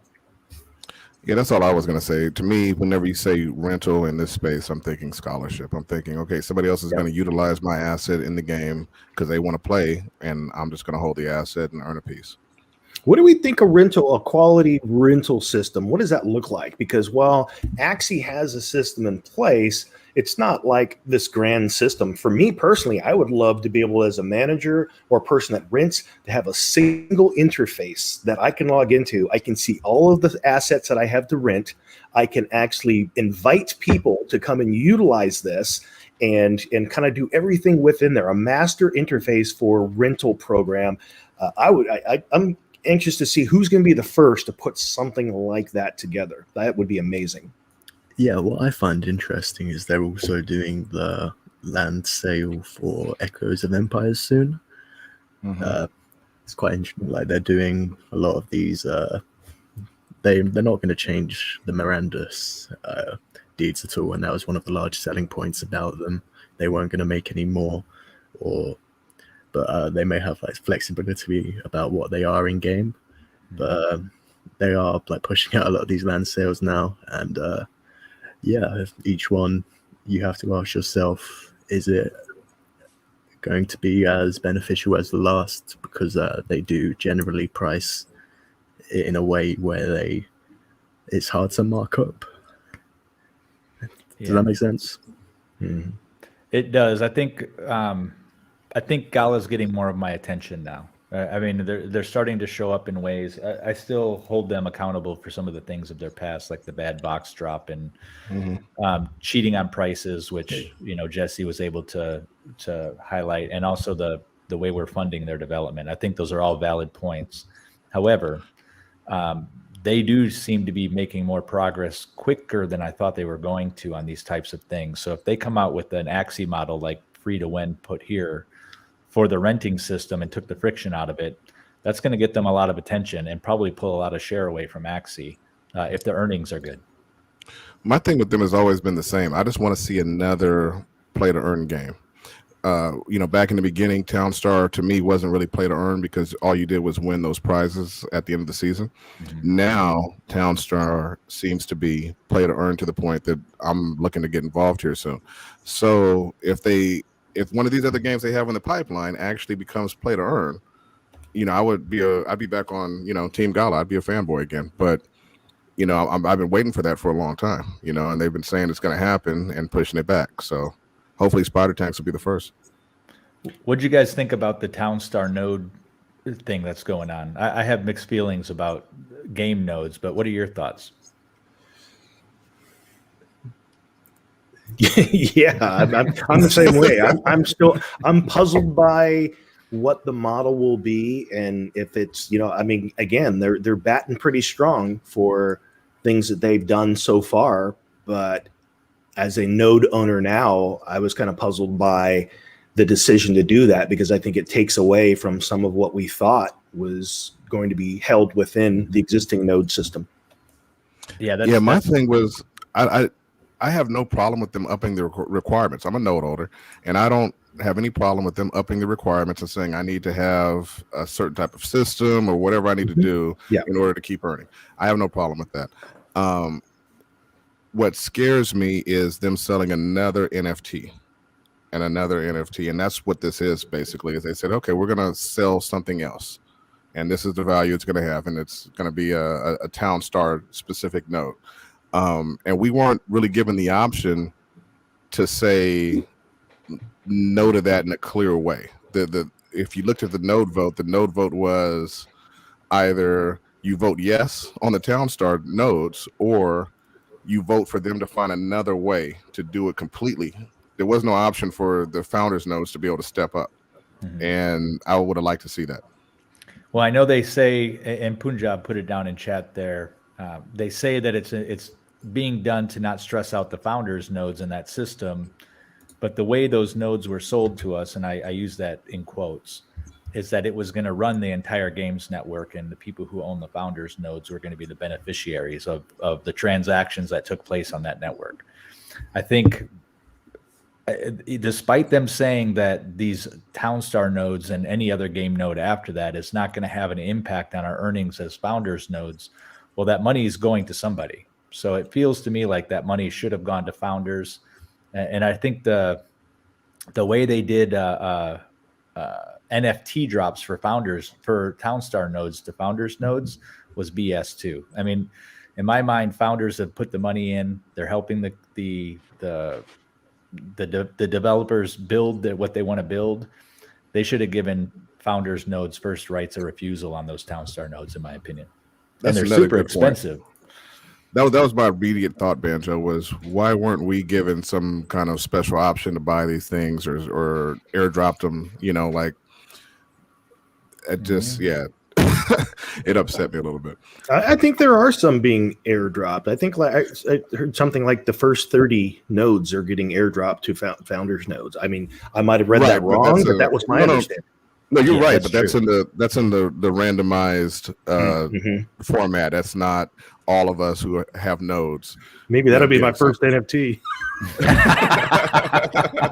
Then just he does a hard pivot on his perspective. Right.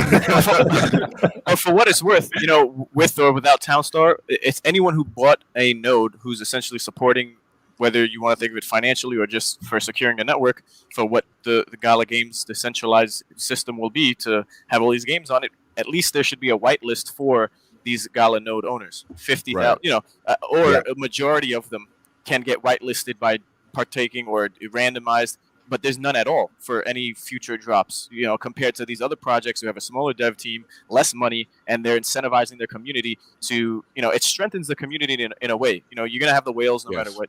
You're going to have people who can't afford it no matter what and complain, right? The perfect medium here is the majority of people, more or less, the 80-20 rule, right, are going to be here supporting and always going to be there for you, whether you screw them or not, because some people just don't go deeper than the surface level to figure out, how great or transparent any project and its dev team really is, coming from a legacy system of just buying, being a consumer, playing, and then if the game just disappeared, you're like, hey, what the fuck? I didn't know this was going to happen. And then you start, taking up arms because your comfort level has now been disrupted.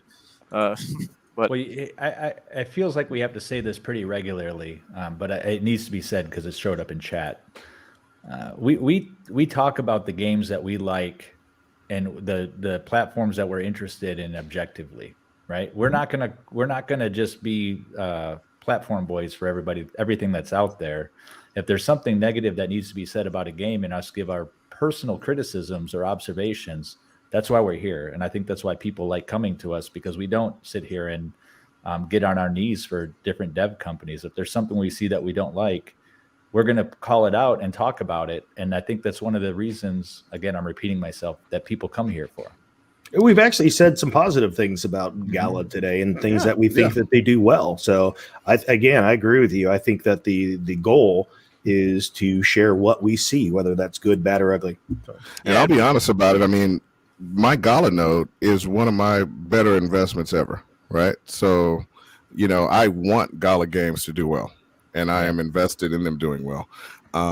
But that doesn't mean I'm going to be critical or keep my mouth closed about things that I feel are dodgy or shady or possibly going to cause some problems in the future, because I want them to do well. So I have to tell them, hey, I don't think this is going to go well for us, if you keep down this path, I would like to add too, like the shade that's being thrown around is just constructive criticism from our personal experiences. So it shouldn't dictate, again, what you should feel, because you never had that experience, right? Depending on how exposed you were to that or influenced by that community at that time when all the shade was happening, right? All the things that we were experiencing, just like in life. You might like someone who's a cheater and a stealer and a robber because they finished doing that. But at the time, we were the ones, or I was the one who was taken advantage of in that way. But but for the record, we're going in and out of playing fun games and then being investors. So the line is like disappearing as far as like, which one are you? And you're both at the same time. So if you're not emotionally sound and acknowledging that you're putting in more money than you can afford to lose, then you might be on an emotional roller coaster, which I personally am not. I still have all my Miranda's assets, and I position myself in a way where I'm just aware, as we all are, for why we're here as successful investors with our opinions, right? It's just that's as far as it goes, because we can always jump back into Gala Games. Any one of us can just sell and jump back in at any time, depending on what you feel like you want to do, right? Or what the market says and for whatever arbitrage opportunities there are. Yeah. But for myself, I'm a gamer, and I wouldn't mind holding on, as I can afford to do that, thankfully, onto anything that I buy, whether there's a hiccup or a bump in the road of a project.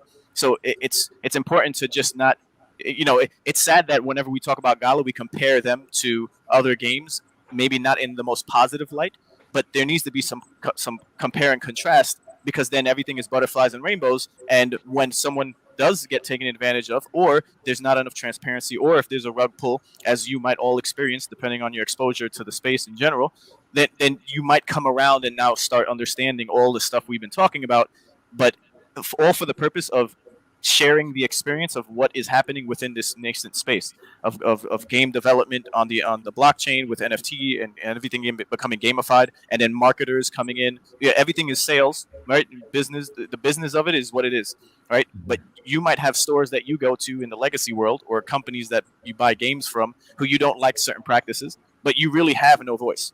What are you going to do? Not buy the Xbox? They don't care about you. You're just a number and a nut in a cog, and the system will keep going. But in this space, we actually might have some influence on a particular project depending on how strong the community is and how much money the community has invested. Because, and for what it's worth, we have decentralized exchanges. I mean, not decentralized exchanges, we have DEX, right? The decentralized autonomous organizations that you can actually vote. And over time, certain games are going down that route where we will, as gamers, be able to own through the governance token, and then how much voting power we all have and what we want to see in the future of games, or in that particular game. But with Gala Games, there's no DAO, there is no white paper, there is no roadmap, there is no anything, right? So comparing that to every other project that you see a future in as you being the controller, or someone who has more control in what you want to see the game developed into, right? It's just night and day. But for what it's worth, when we talk about money, yeah, congratulations to everybody. That's a part of the reason why we're here. We're playing and earning, right? Proof of work, and it's all on the blockchain. It's an immutable ledger. But yeah, that's my rant. I agree with the idea that, you know, sailors aren't made on still seas, right? You got to get through some struggles and some turmoil. Absolutely. But at the same time, I think companies learn from that, but I think they also learn from their customer base as well. Sure. And that's part of the reason why we're all together doing what we do, is because we talk about the good and we talk about the bad. And you know, in these days on social media, people think if you make a negative comment about something, you must hate it. And that's not the case. These are all projects we really enjoy and we want to see be successful. But if everyone's there, you know, championing this stuff, no one's ever telling the devs where they're getting it wrong. And we have that's how we use this voice. We call out what we think is wrong. I'd say that probably for the first time in human history that we are experiencing a transition into a time where the people have a voice that they can leverage to do things that are more powerful than the corporations. I mean, look at Wall Street Bets and GameStop and in situations where in this space, the projects that are winning are community driven. And the best projects are the ones where there's a tight relationship, and a relationship of mutual respect and trust between the developer and the community that they're working with. And so I believe it's incredibly important to be able to have conversations like this, no matter if it is good or bad. And hopefully the developers listen, because it teaches them, helps them to understand the things that they should be paying attention to, as where a lot of times a corporation, and especially companies that come from a corporate background like Zynga and where they came from, and they have a history of just creating projects that focus on building and taking money and less on the community. So by re-educating companies that come from that space and come into DeFi and NFT gaming and play to earn, you're basically creating a better opportunity for everyone. And you got to have some watchdogs in the space. And as has already been mentioned, these are projects that we still take part in. We just mentioned that we're going to be participating in this Vox drop that comes up.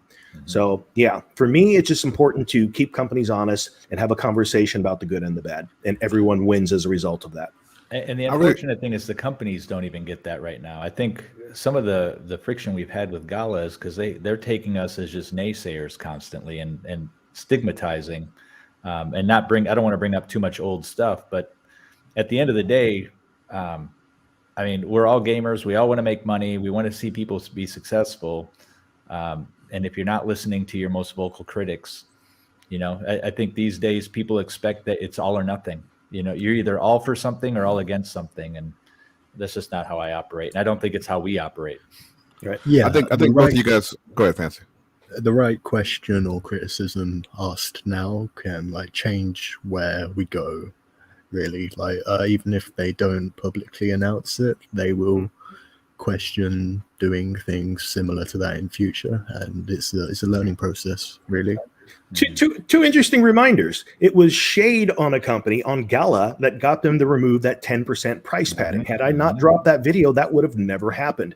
And then also the very first server test was the result of Rome putting pressure on them to show something. So there's these things actually did move the company into action, and it does make a difference. Yeah, you guys are all making great points, and Fancy just said something that I was going to say is we have a responsibility to push back, because the metaverse is being created right in front of our eyes. And if we're going to end up with an IOI situation, or we're going to end up with a decentralized, free and open metaverse future, that's going to come from what we do today, where we put our money, where we put our attention, and how we critique or don't critique these projects. They're not going to learn. They're not going to know if we don't tell them. Like Jesse mentioned, Gala Games comes from Zynga Games. Zynga Games was a play to earn or a play to win company. So they were used to selling things constantly, just trying to find any kind of way to get the player base to see value in something that they could get more money out of them. Okay, now they brought that same mentality into the metaverse, into play to earn gaming. And they're selling it as, hey, you're going to be able to make money off these things. But they have the same process of constantly generating new things to sell. They basically have a store, and they're running the store with new products every day. And that's a dangerous perspective when you think about how economies actually work, which is why we were always pushing for them to hire economists. Because if you look at how economies work, you can't just pump products out. That's not how economies work. You're gonna crash if you do that, and that's a dangerous thing. And I want to see Gala Games and all the projects that I'm into do well. Yeah, it's interesting because a lot of people who listen to us come from the Star Atlas metaverse, right? So they're not used to, and they don't necessarily know our history with Gala, and so this may come across as kind of harsh or intense, but the reality is this is how we look at Star Atlas as well. And we know that the devs of both sides watch this podcast from time to time, and really my message to both of them is this is about helping you. It's not about criticizing or tearing apart your work. Absolutely. Yep. We love your work, or we wouldn't be buying it. Right. Yeah, perfect outcome for everyone is that it's an excellent product that we're all enjoying and having a great time playing, for years to come. So yeah. Oh, I forgot about this picture. Who wants to explain what this is? Oh, wow. Yeah, so this is a picture from the Vox discussion chat in their Discord, and it's I guess it's the end product they want to build. Like, it's what they're aiming for. This is the destination we're talking about. So I want that voxel. Yeah, you can see like an orc in the background sitting. Sure enough. Guy with a pirate hat. Got a chef. Wow. Yeah. So are those boxes in the background? Is that what we're seeing? Yeah. Yeah. Seated at tables drinking. Just So bringing it back to this picture for reference. So that's what it looks like now, and put into an environment they could participate in whatever. So why is the big one there sitting there? Well, it looks like it's been drinking.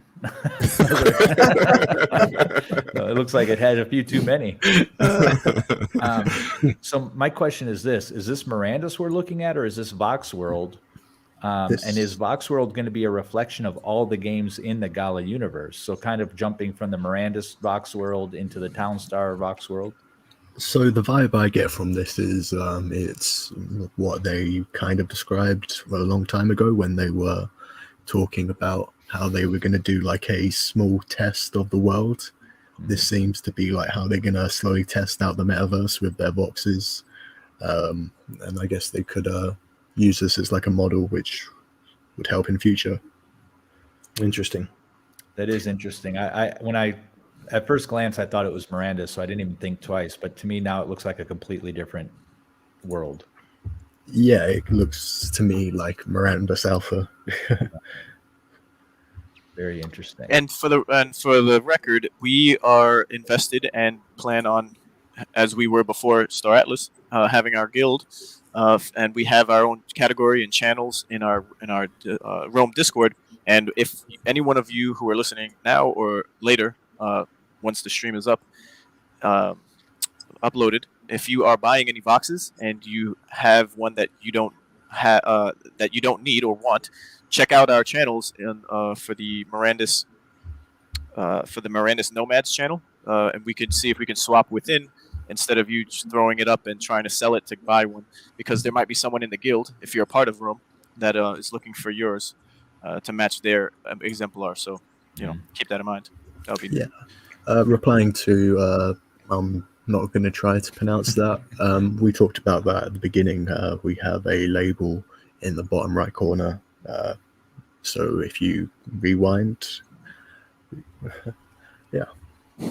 Yeah, there wasn't too much Star Atlas news to cover this week. We've kind of covered everything up to now, so we kind of passed through it, and we're working on other stuff. So I have one last before we. I don't know if we have more on Gala Games, but one of the things I want to mention about Gala is that they're about to head into a third. I'm assuming they're calling it a server test. The first test was you had a generic avatar. You logged into the world. The houses weren't skinned. They were just boxes, and then you had. Did we even have trees at that point? It was just it was a valley. The second one had trees, and the buildings had some skins, and they were just modified a little bit different from what we expected an outpost land deed. There was a couple of modifications on it. But the big thing that people focused on during then was there was a game of find a key phrase, a seed phrase, which had, I think, 1 million gal in it, which adds up now, right? And then so moving into the third one, it's I'm curious to see what if the skins have improved for the buildings. The trees look like they've taken on a next generation look. But the idea seems to be that you will be traveling around in this same probably one zone area, waiting for these orbs to appear, which provide your avatar with materium. And again, getting back into some of the things that Gala does, being very good at marketing, the idea behind that, I'm assuming if we were a fly on the wall, again, my assumptions is that in that meeting, it was like, how do we sell the rest of these avatars?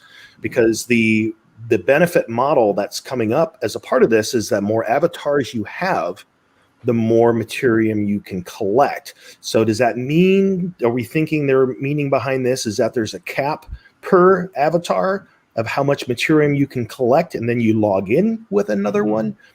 Or does it mean you log in with one and it looks at the avatars in your wallet? I think it's the former rather than the latter. Yeah. What do you guys think? I'm thinking you have to, for each one you get to log in with, because if there's going to be a cap on how many people can get in at any one time, I don't know how long it's going to be, a day, a week. I don't know if that was shared already of the test, but I would love to get in with all my exemplars if that's the case, if it's a 1-by-1 case, base by base, and then you can, I guess, find it in the land, or you just automatically get it. I don't know what that process is either. Well, I think a lot of us still have our assets sitting on OpenSea in different wallets, right? Or not sitting on OpenSea, but in wallets related to OpenSea. And I've just left them there in anticipation of the game. So I'm probably going to have to move them into my Gala wallet and spend that ETH, which is why I haven't been moving them because it's so damn expensive. I've been waiting for Gala to come out with a different way. But it doesn't look like that's going to work. But what I'm hoping is that this is not just a few pieces of the materium or whatever the resource is. I hope this is a big event for the people who've actually invested and bought the exemplars. And I'm looking forward to it, but I'm looking forward to it more to see what the materium system looks like and what the earnings are like. On that note, for those that don't know, Ultra right quick. Oh, hey, Ultra. My guy. For those that don't know, there is actually a way through MetaMask where you can connect your Gala wallet. So, for example, my avatars are actually, even the ones that I have on OpenSea are actually in my Gala wallet. So it's the same ones when I log into Gala and I look at my Miranda's assets, they're the same ones that I see when I'm look at my OpenSea profile. So there is a way to do that. Yeah. But yes, as you mentioned, I do have other wallets that have other stuff that I've transferred at some time. And yeah, those gas fees are a bitch. They suck. And actually, I learned about that MetaMask trick after the fact. So that's why I've got them split. But even just minting out of the treasure chest, there's things I'm not minting just because of the expense of the gas. And I've just been holding off until they have it all on the Gala chain, and then I'll mint it, hopefully, for cheaper. So what do we think the materium is going to be, what is the value of scooping that up? Because again, as someone that's paid attention, at least early on, not recently, but the early on lore of Mirandus, it was said that magic was going to be extremely rare, something you would very seldom ever see, and very few people would be able to wield it. But now we're going around collecting this element that is the magic equivalent of mana within the world of Mirandus. And so now that we've stockpiled whatever you can get, how does that play a role? And I mean, is it something that you will be able to sell on the open market because people will need it for potions, for crafting, for casting spells? Like, how do we see this element that people are going to be collecting? How do we see it being utilized? To me, it feels like a currency. I mean, at the end of the day, it feels like we'll be harvesting a currency that's used magically. And I'm curious if that is going to be the currency of the game. And it says you'll use Materium for just about everything. And to me, that's how, you know, different games show up. Atlas, for example, you use Atlas for everything. So I'm thinking currency. I'm not sure about anybody else. I had that worry, and I say worry, Banjo, because I don't want it to be the currency. I want magic. I want my magic to be my magic, and I want my currency to be my currency. And I don't know how they're going to make that work in a way that's going to sit well with me. But other than that, I mean, you know, hopefully, I see this as a positive, because people who invested in exemplars are going to have a way to earn here coming up, and possibly, you know, they can resell their Materium or hold on to it, and, you know, and hodl it or whatever they want to do. But I see this as a way of them giving value back to the people who invested in exemplars, and so that's a positive. I want to see more like this from Gala Games, and I want to see less of just NFT drop after NFT drop with nothing coming back to the community except resale value. I don't want it to be a currency. I still think they should have, I suggested long ago, Mira, M-I-R-A, should be the Mirandus currency. But then be able to take this Materium, and let's say, because it has a high perceived market value, that on the market, it will get you a lot of what the in-game currency is. I'm hoping that that's the way that it will hold its value, rather than be an actual currency that you pay in. When I'm wondering after this test, if we're going to gather some of this Materium, is it going to be tradable on a secondary market, or even within Gala? Are we going to be able to buy some from people for Gala, or is it just going to sit in a pool until we get another server test? So I'm curious if it becomes ours officially once the server test happens. Right. Yeah. Or is it an NFT in some form? You know, are you going to be able to see, you know, Materium on OpenSea? Is it like small love? I mean, Axie has small love potions, right? Yeah. So is it another secondary asset that you can trade and buy on open markets? I think it'll be interesting. And it looks like, based on what Punjab was saying down in the chat, is that Dust from Echoes of Empire, another game that's coming out, will have 2 use cases. And again, hopefully that Dust starts filtering through our nodes as well. Yeah. Yeah. So I look. was there anything else that came out of that that Korea esports competition with them? Any other announcements or shares? I don't think so. It just seemed like the initial day. I didn't watch all of it though, as I said. I will probably go back through that. But yeah, it has potential. I'm not sure if we have anything else for Gala now. No, I think we're good. Do we want to jump into Axie? Yeah. As a transition to Axie, I wanted to tie it into something you said earlier, Banjo, about, you know, if Gala goes the route of creating, you know, leveraging what they've learned from Axie and creating their own scholarship program. I suspect that we're going to get rocked pretty, like, with good news at some point in the near future with Axie. And the reason I suspect this, and I'd be curious to hear your thoughts as, you know, the resident expert there, Ray, is that Axie is a company that they led the way and they were rewarded for it. But that doesn't mean the existing model is the model that you build upon going forward. They're incredibly cash rich right now. They have a massive user base, and they have their own exchange now. So it seems to me that now they can take a step back and say, what do we want to do to reinvent ourselves? Do we want to acquire companies? Do we want to, now that we've looked at the whole landscape, do we want to take our cash and develop something that we feel is now the best fit model? I think they're in the best position to do that. So I can only imagine that in the Axie Santa's workshop, there's a lot of things being created right now. For sure. Yeah, and yeah, I was trying to pull up some slides, but I wasn't able to make any myself. But there's some records that were broken in the last week when it comes to NFT sales in the space in general. And there was one land, the Genesis plot land, which is the closest to the center of the map, and those are the rarest that a person can buy. And it was sold for a whopping 550 Ethereum, which is over $2.4 million. And like, for what it's worth, these things are not crazily blown up into our consciousness, right? And like, did anybody else know that this happened? Like, no idea. You know what I'm saying? Unless you're following on all socials and up to date with what's going on any given project, there's some things that just go under our radar. That's why we're so great as a team, because we spread ourselves out to cover specific things. So that's phenomenal, and it trumps what the club's record-breaking purchase was. So now Axie is back on top as far as the record breaker of an NFT across the board in the NFT gaming space. I've said it before. I don't think Axie is going to leave that spot, right? I mean, World of Warcraft ran the top for MMOs for over 10 years, and Axie has a lot of gap between them and the next project. So, right. I mean, we talk about Gala. We just spent a lot of time talking about Gala. I see Axie as possibly even being a competitor to Gala as far as being able to attract development teams and bring new games onto their ecosystem like they've been talking about. And that's exactly what's going to happen, because they're going to be a platform that builds games. It's going to be a Steam. Every game company or organism like Gala, as they trump themselves to be, they onboard other games and also create their own.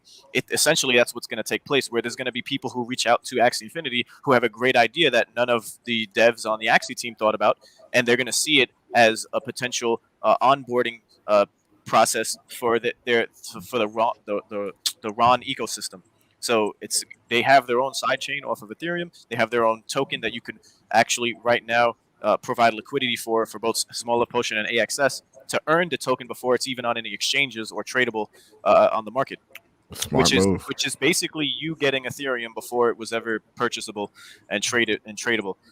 So for what it's worth, like, all of these layer 1 tokens do well, no matter what the platform is. And if Axie and Delphi Digital are behind, Sky Mavis rather, and Delphi Digital, they're not just going to let anything fail, and they're just not going to disappear. So as for what Axie Infinity is worth right now as a game, not everyone likes it. Everyone has their own genre of game and specific, complaints as well with Axie Infinity, as we do here. We've took a shit on and thrown shade at Axie for every game, man. For a good while. Yeah, when it comes to scholarship, when it comes to scholarship management, with the transactions, as they did update recently on the Ronin network, they did some patching. So up until the 90 days of being able to liquidity provide to earn Ron before the actual network is live fully.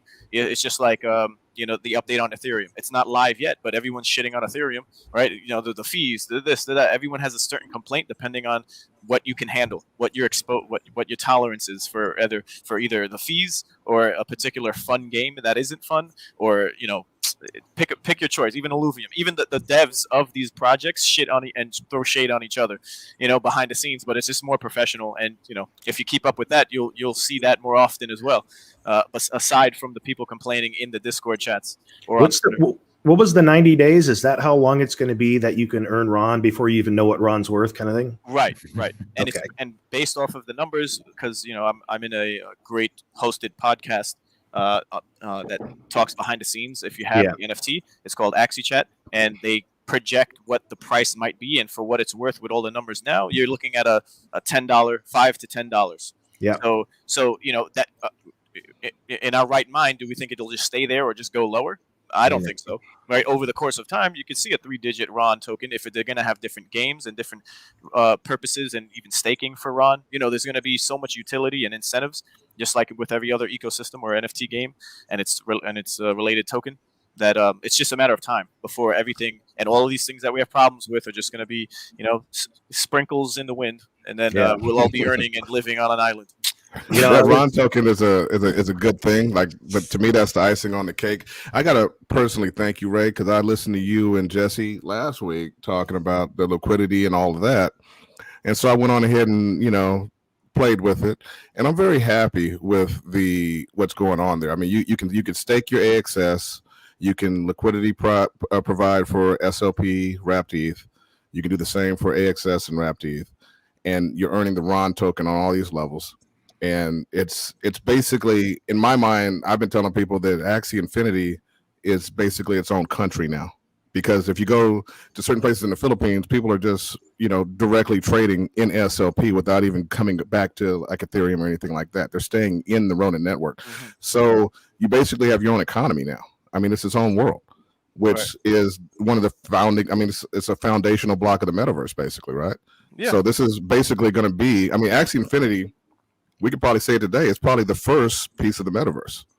It just happened, with their decks and all that, Yeah, pretty much. And, there was a comment that was up there, when people are having the tokens before it's even tradable, they have more than just everyone else. So the token will take a shit. It will dump, right? The ebbs and flows of the markets when it's pre-sale, seed investors, what's the unlock period, there's all of that happening. So rest assured, it's not just going to keep going up. We will have a bear market and things will go down. But it's the fact of the matter is you want to have exposure to these different projects if you have the capacity to do so, right? Yeah. And that's all it's about. Diversification, just like if you was just investing in stocks. There's different, there's different categories or genres of company. You could do tech companies or oil companies, or like pick your choice. And if you're able to get them all, you'd weather the storms of economic strife, better than the next person. In addition to looking at models, because there's so many variables. And again, this is not investment advice at all. But in addition to looking at the type of model that something may seem to appear like, you also have to look at the stage that a project is in. And as I mentioned, one of the reasons I'm incredibly bullish on Axie and on Ron is because of where they are positioned. They can do anything they want right now. It doesn't have to be based on what they've already done. They've already won the Willy Wonka ticket for in this space, and now they can say, now that we are very cash rich and we have an exchange and we have this and we have that, what do we want to create? And they've got smart people over there, and so because of that, even if the model looks like something you've seen before, they just have so many things in their favor that for me, as a lot of times, as I've even said before, I tend to take profit on stuff fairly early on, and then continue to look for opportunities for that. I think in this particular case, this is one I'm going to be hodling some Ron for a while. Yep. Bringing it back to 2 points you made about competitiveness and them being able to do whatever they want. So Gala gives South Korea $1 billion. They could go and give North Korea $1 billion. There you go. Hand. That's a rivalry done right, guys. You have no idea how much I love that idea, Fancy. It's not about being political. It's just about the statement it makes. That's hilarious. That's funny. I think it will be used differently. Yes. And go ahead. I was going to say, what else you got going on in Axie Land, Ray?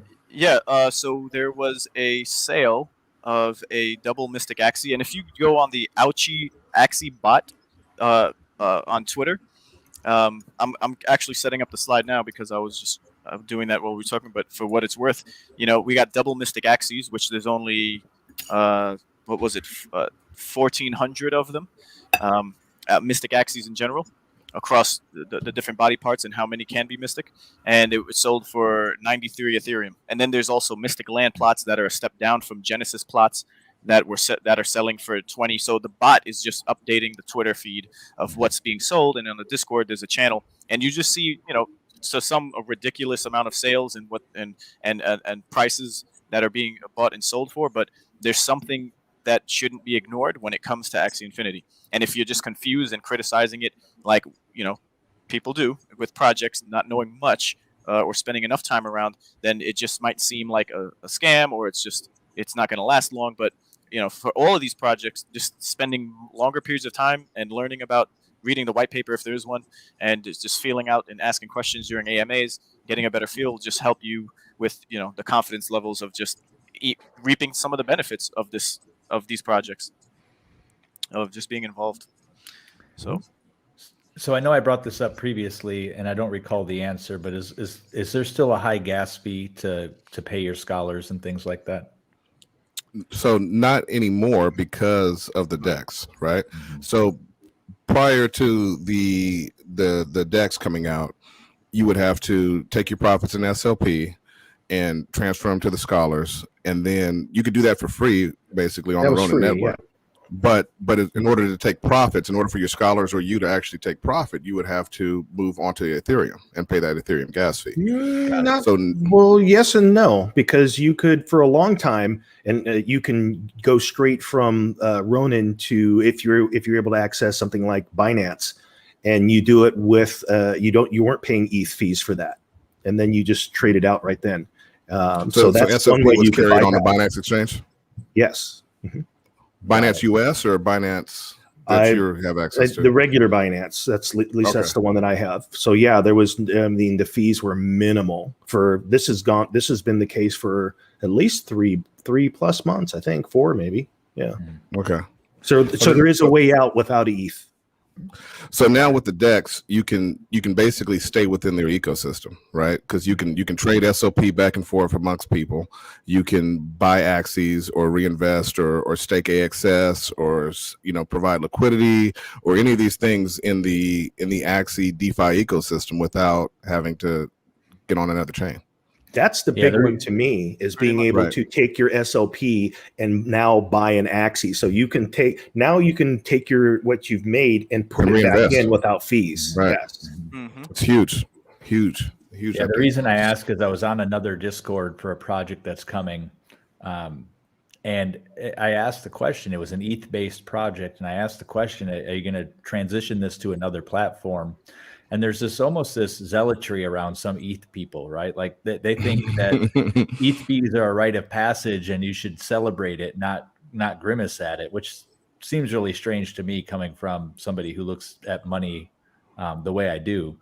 But I was really surprised at how hardcore they were about the idea that this was going to stay on the ETH platform. And I know there's staking coming to ETH or ETH 2.0 at some point, but it seems to the goalposts seem to move on that from what I've been watching. But it seems that people should be looking for platforms that offer the lowest cost and the fastest transactions. That's why I like Solana.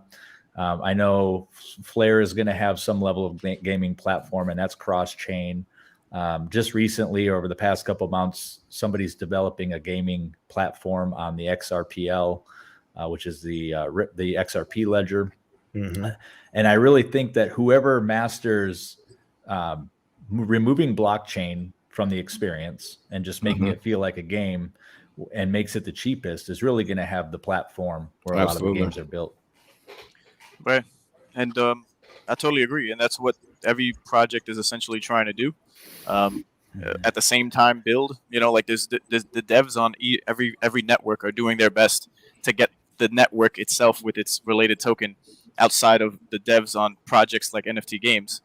So it's such a bustling community of devs and growth that's taking place. But so here we are, the Genesis plot for 550, and just last year around the same time there was the record-breaking land purchase, which I don't have here, by a community member Flying Falcon. It was 9 Genesis plots for 1.5 million. But now, a year later, a little bit over a year, we have just one of those 9 plots, right, or Genesis plots in general, selling for 2.5 million, and this, here we are with the double mystic, as there's the floor for single mystics are 35 Ethereum, and that's so the little guy here on my screen here, whenever I stop my camera, that's my Hasagi Mystic Axie, a little showing off there, but nice. I bought it for 7 Ethereum, right, but now it's the returns are just insane. But we'll see what the utility is for Axes that are Mystic body parted, because maybe we'll be passively generating AXS token Who knows? Or you'll win extra rewards. So, I mean, for those, including myself, that don't know, what is the suggested utility of land? So let's say this person that just bought this, this epic piece of land for two and some change million. What do they hope to get back for that? I mean, is it still a long way off? Because again, even in this space, I look in terms of, I kind of feel comfortable if I can see a year return on investment, considering across the board what investments tend to look like and what's possible in this space. What is the proposed or suggested utility of land within Axie right now? So it's going to be generating you passive income. That's the major selling point. Other than you'll be closer to Lunasia, which is the overall land, but the center, where they're like in Sandbox, there'll be companies who are able to buy out specific and develop on those portions of land, which you can just call commercial, right? But besides the point of just generating AXS, you can build on your own land a business of what you want to provide as a service or a product, right? You'll be able to harvest your own resources on your own land without anyone intruding on yours to then sell. And the rarer your land, I'm guessing the higher the quantity of or the rarer the rarity levels, right? The rarer the resources you'll be exposed to. So you wouldn't have to travel maybe 2 hours, and there's items that help boost your travel speed, right? The mystic items. So all of this taking into account, if you're a gamer, you want to see and play the game the most efficiently and effectively, so you can earn and play without needing to maybe for Star Atlas spend as much Atlas, right? You want to be methodical about how you're going to play the game, so you don't spend on transaction fees and then also waste your time for traveling when there's other ways to get around to then mine or harvest resources or defeat a dungeon boss. So not only that, Ray, but correct me if I'm wrong.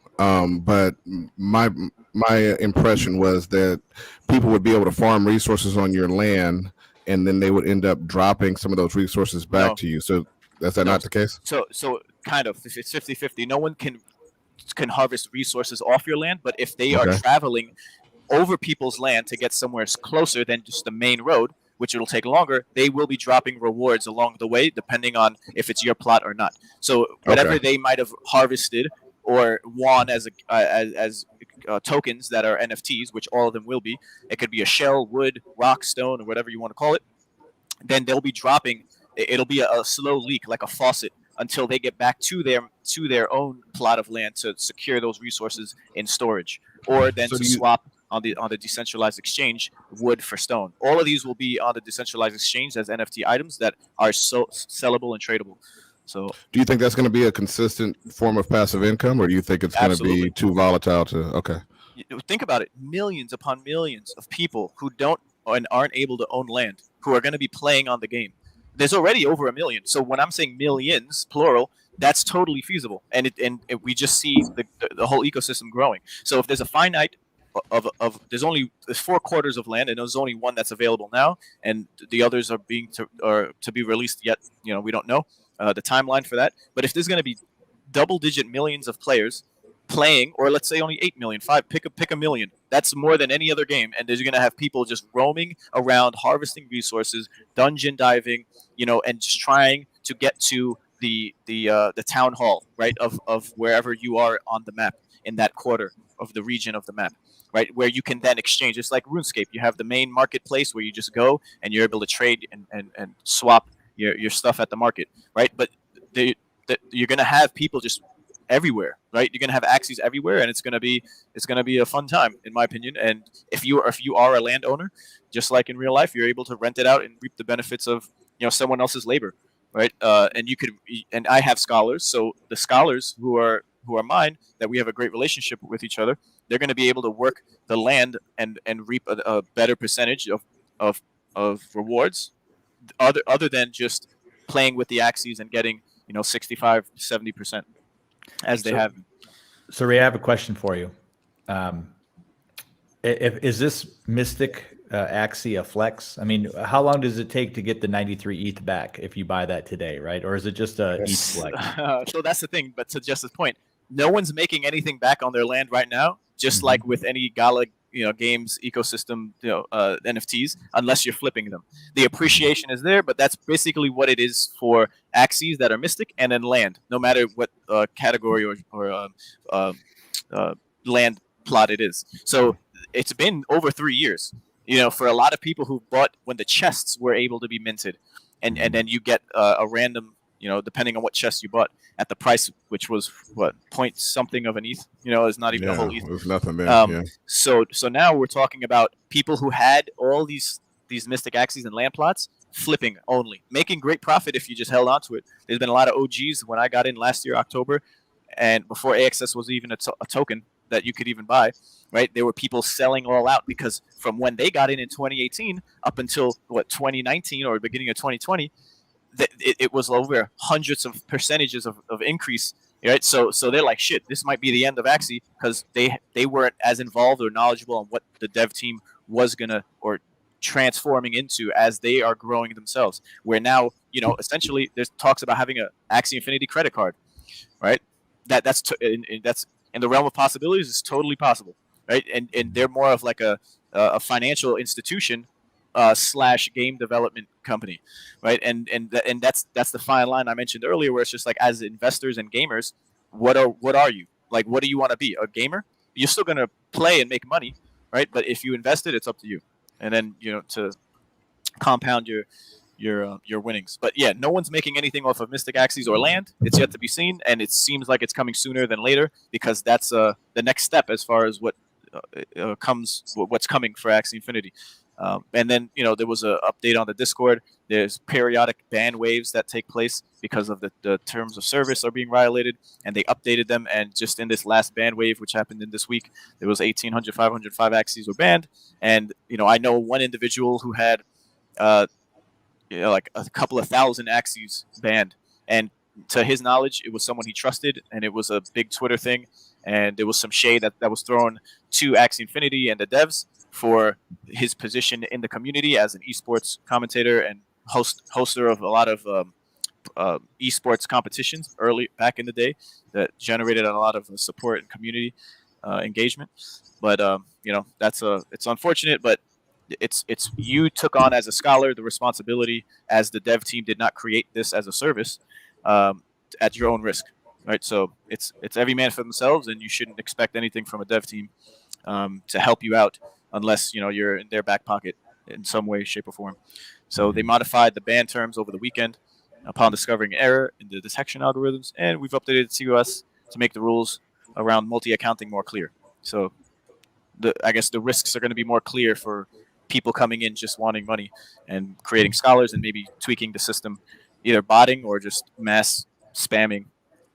So, and then last but not least, we have a 10 million breeding event, which I guess started on the 23rd. And I think it's for up until Christmas, right? That's what it was. And then, so now this item, right here, the Tanuka or Tanuki, it's worth, there's only one on the market now, and there's a finite amount of every item in the game itself. So just like the land plots, there's a finite amount. There's nothing that's in excess and just constantly unlimited. So now this item, the only one up for sale right now is 100 Ethereum, and it's by an individual that I've seen but not met in person. Seems like an OG and a whale in his own right.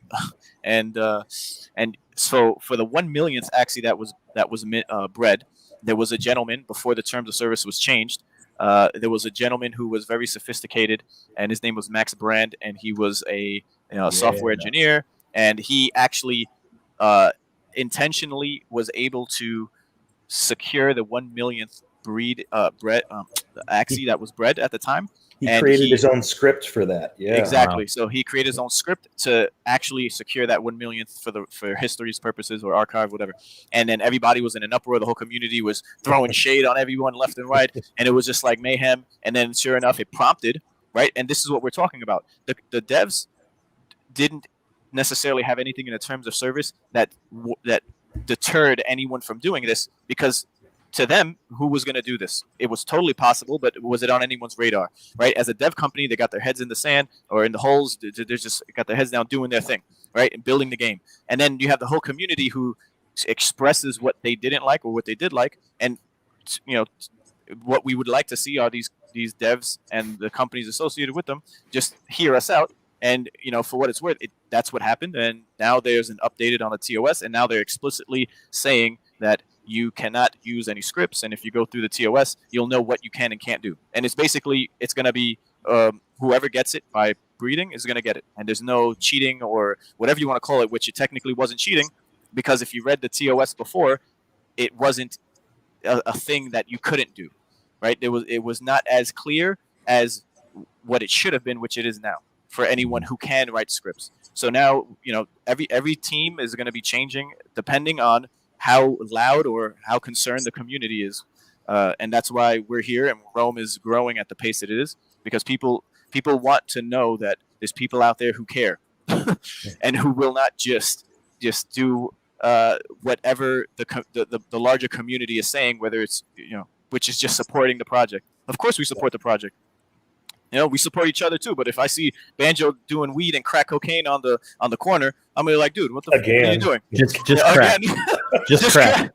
Well, pick your choice. It's just like we're all gonna come together and just try to get his ass off of and get him back on the podcast. Only if it's crack. So in conclusion, voice your opinions, and Rome is a great place to do that, and you won't be judged for it.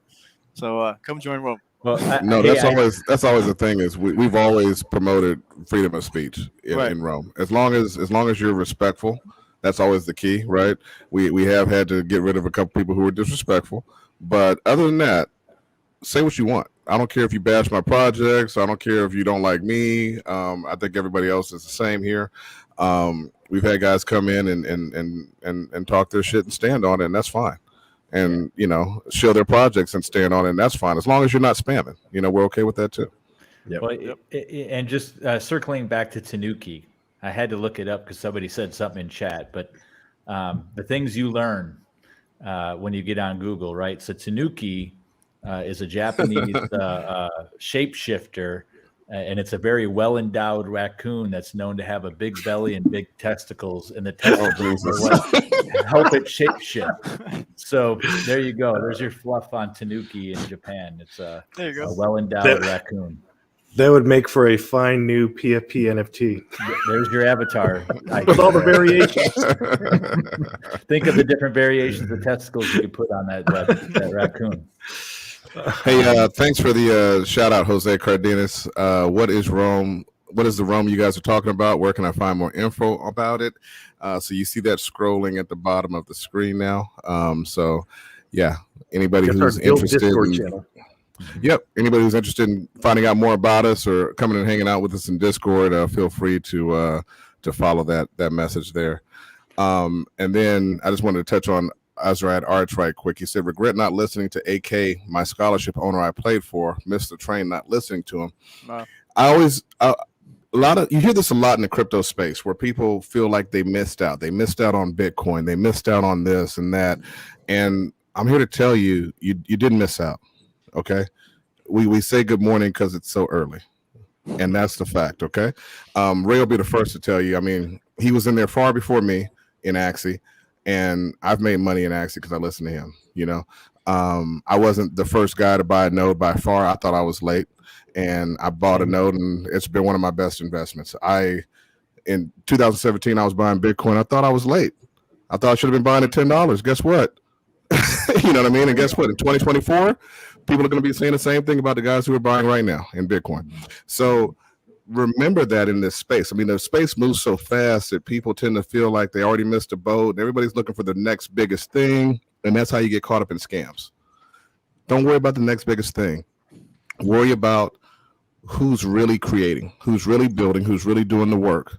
And if you go to the places where the work is being done and the intelligent people are, and you're in the room, you're going to be successful. And that's what I see. And you don't have to be everywhere. Find a couple projects that really appeal to you that you can pay closer attention to and be a part of the community. Yeah, you can't stay on top of everything these days. It's I miss shit every day. Every day I miss a project that just blew up. So I know we have a raffle coming up here shortly for our guild members, but also I think we have a little bit of a news on Illuvium. Sorry, Ray, is there something you wanted to jump in before we move on to Illuvium? Well, yeah, just on the point of, the people who are successful, follow them. Like follow them on Twitter. Get involved deeper than just knowing what the name of the project is, because then you build those relationships and you'll follow them, because they're not going to be stagnant unless they're building something. But they invest in other projects too. So there's a lot going on behind the scenes, and what can give you more confidence in that small portfolio of like maybe 5 projects that you might be able to invest in. But that's not financial advice. So take that for what you will. Hey, why don't you? Thanks, Ray. Fancy. Why don't you jump us into Illuvium? Hey, yeah. So this week there has been 6,000 more people joining their Discord at a total of 200,017. Just a quick 1 minute, folks that are just checking us out for the very first time, or you may not be familiar with Illuvium. Illuvium is another project in the space that we've been paying attention to for quite some time. They're still not near launch. They have a fast-growing Discord, very tight community, and one that has the project itself is doing some unique things. They have a white paper, and they have a lot of who's who heads of other projects that are private investors in this. It's I think their model is, the idea is they're trying to be a AAA game version of Axie, but probably also with their own spin on it. So with that, I think it makes a little bit more sense, some of the things you're hearing from Fancy Hat here. Yeah, you're right. We do have the trailer in the background. I might as well put that on while we're talking about it. So yeah, 6,000 more people on their Discord this week. And they have also released more information about their classes and synergies, and how they can combine when you fuse a Illuvium to tier 3, which involves so if you want a tier 2, you need 3 tier 1s, and you fuse them all together, burning 2 of them, and you get the tier 2, and then you have to do that again for tier 3. So it's a total of 9 for every big Illuvium you want tier 3. And these are what they released. Not showing while I'm playing the video. I'll have to turn that off. Yeah, so the nature and air statistics and synergies. It does tag on quite nicely to what they released last week. There is a total of 5 of these now, and it is quite simple, like energy, tank, kind of utility / damage, and then there is covering health and avoiding. And when you, like I said, when you get these 2 tier 3, they combine stats into like unique traits. So here is nature and air becoming the spore stat. And when I saw this, I thought it was just quite overpowered, like the first time I read it, and I still do. What do you guys think? So what we're looking at here, when you say tiers, so does this mean that once they've been combined, that's when they gain these additional, like they gain 10% from 2 to 3, and then another 10% from 3 to 4? Yeah, so there would be like increased stats for each one. You wouldn't be getting rid of all your NFTs for no reason. But here is a animation they released this week showing 2 of them. So the big one, that would be like the next tier up. So did it take 3 of those little guys to make that big one? Yeah, and it burns all of the little ones. So when you go out and catch these, eventually they'll stop releasing them, and the current supply will all be used to try and get as like powerful a creature as you can. So there wouldn't be these like lower tiers which would make them valuable. Now, are you taking, do they have to be 3 of the same kind? I mean, obviously in this case, but are there instances where there's different recipes, like you combine these alluvials to make this new type of alluvial? Is that what we're seeing in the nature and air? So it's, yeah, I think they may be like standard, like 1, 2, 3. You have like a small version, medium, and then big. But I could be wrong at this point. It is all still fresh out of the oven. as they say. So is there an opportunity for people who are approaching this from a free-to-play to go out and farm these alluvials and sell them on a market to people who want to grow or combine them?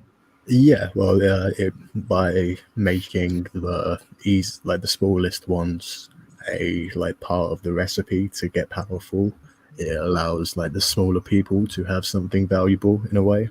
It would be something that's used throughout the game. I like the idea that they're going to launch with a burn mechanic for the game NFTs right off the bat. That's something that they probably learned from Axie Infinity, is having that right away is another tool that you can use to adjust the economy later on. So I like that. You want to thank you. You want to answer that question from the comments, Fancy? Yeah, so can I go over the benefits of investing versus playing for free in Alluvium? So there won't be a game for however long until they release it, and it could get pushed back from what we know now. I think it's first quarter of 2022 they want to have something out. But until then, people are going to be staking their ILV, and that'll just keep on rolling and rolling and rolling until that point. So if you are investing with the intention to play, it does help out, I assume. But no game is good if you have to play. Actually, if you have to pay for everything, in my opinion. Who would want to play that when there's only 1,000 of them? That means 1,000 can play. Right.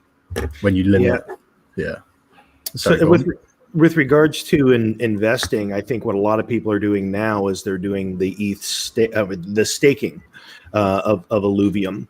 And yeah, I mean, it's done well for a lot of people. I mean, Alluvium itself has gone from probably around 250 from back in August, somewhere around there, to it's hit a high of 1,800 recently. And a lot of people are wondering wow, how can this token from a game that's not even going to be launched this year be doing what it's doing? And I think that they're doing something unique with their staking, where they are utilizing the fees in some way to offset the impermanent loss. And so as a result, I mean, people have done fairly well with it. Another thing that's interesting about their token is that it's got a max 7 million supply, and there's only something like 634,000 in circulation right now. So that is something that plays a role in why we're seeing this game token go up so high. I saw someone else mention earlier that council elections are something that's coming up pretty soon. So, You want to explain what those are? Yeah, go ahead, Jesse. You there? Oh, well, just to play devil's advocate right quick is Alluvium does have a lot of support from the influencer community. So as far as YouTubers and Twitter personalities and such that are deeply invested in Alluvium, they have basically everybody. And so they're going to be continually promoted up until the game launches or doesn't. You back, Jesse? Yeah. Mm-hmm. Do you want to explain what the council elections are, Jesse, for people who don't know? Oh, actually, I don't even know. I just know, and the truth is, I have not been following the Discord very closely lately, just because, again, been so deep diving into so many other projects. But they do seem to have a unique form of governance where they are, starting to encourage voting from within to identify leaders that form this council. So I don't know if there's anyone else that any comments that we could pull up that share a bit more about that, because I'm certainly not an expert there. Fancy might know. I'll just share my understanding, and Fancy, correct me if I'm wrong, but it seems like it's a form of representative governance, right? People vote for their representative, and then the representative is the council, if you will, who vote on different changes in the game. Is that accurate, Fancy? Yeah, there has been a couple so far, and it does seem like they submit applications in an open channel. Everyone can read them, and you can emote on them, and I think you can vote on them, or perhaps they are just picked by the team. But it does seem like it will be good for the game. Mm-hmm. Awesome. Any other Alluvium news? That was it. Yeah, the chain attacks video and the new synergies they released. Awesome. Looks like they'll be releasing more of them weekly. Very good. Very good. Well, I think we're ready to wrap it up here. I think we have one last piece that we want to do. We have Monty, who is a squad leader in Rome, came up with an idea, and we'll bring him up here to kind of explain what he's doing and also share some great news with somebody who's going to win some Star Atlas NFT. So here we go. Monty, how you doing, man? It's Monty. No, I'm unmuted. Yeah, great. Thanks for having me, guys. Really love the show. Glad to have you. Always a pleasure. Welcome, Monty. Welcome. Indeed, welcome. Now some of you can put a face to the name who constantly talks on Discord. So, Yeah, this is the first time. This is your reveal. This is actually Monty's big reveal. I just realized that. Yeah. This is him. We never seen him before. Before I started in Rome, I had a full head of hair. Well, That's all Monty, the big work you put in. Yeah, before you get into what you're about to do, I just want to say publicly to you, thank you for all the great work you've done with Rome. Monty's been with us for a while now, and he's one of our leaders. And he's behind the scenes always working. He's either in Discord chatting with people, or he's DMing with people, chatting with people. A lot of Guild's success is due to the people who are working behind the scenes, and Monty's one of those people who's always there doing something on behalf of the Guild. So thank you. Oh, I'm all shy now, all blushing here. Yeah, man. Well, I just got a cosign on it because everything he just said is 100% true, and we don't say it enough, I'm sure. Yeah. But you're one of the very valuable members of the Rum community. And Yeah. thank you. And Thanks so appreciate you much. showing up. Yep, there from day one, even when we were focused purely on Mirandus in the Gala game ecosystem. So it's been a long journey, and it's always a pleasure to have you with us. Thanks for everything you do. It's took its toll on me though. I'm only 20. Yeah, right. He's richer. Yeah, there you go. Yeah, that Well, part. but yeah. We can't see his pockets from here. No, they're empty. Trust me. This isn't where I live. This is my garage. This is where the wife puts me out here. And my computer. He isolates you. So Monty, So- go ahead and talk about what you got going on. Thanks, guys. So Rome and anyone watching, what we come up with was an idea for us to have a factory two. Really, one, we can strengthen some of the squads itself. So the intention was to gain a little bit of money for Rome itself, anything that's left over from a raffle, but have a bit of fun and get a bit of social interaction between the guild members while we're waiting on a game to be playing. So to that end, we decided we were going to do a Wheel of Names raffle, and this is the second one that I've ran now. Currently it was 3.3 USDC, with transactions being so small on Solana. It's been quite effective this time, and we're now in a position to raffle off the second X5 to some lucky Roman. We've opened this up to the guild members of squads and the prospects of the squads itself. So without any further ado, I'll cut to the chase. All right. We don't Show see me your the money. screen, though, so you'll have to bring up your screen again like you did before. Yeah, and this is for an Pierce X5. Thanks again, Monty, for doing this. Real world value Great of the initiative. next 5 is what? 136 USDC it was today. Not bad. Not bad. I bought it. Yep, great initiative. Thanks so much, Monty. Can you see it now? It's see you. the wrong tab. Oh, typical. I got stage happened. fright. It happened to us all first time. Well, if you want to bring that picture up that you had while he's doing that, Fancy, with the X5s. Yeah. Where is it? I was look at this and just the irony of this shot, because what you have is a repair ship up there in need of repair. Yeah. Yeah. And I know we've talked about this picture before, but I really love the flying posture of these ships. It's The not formation. Yeah, it's not the Yes. expectation. It's more like an X flying through the sky. Yeah, that is cool. All right. I think Monty's ready for us. Okay.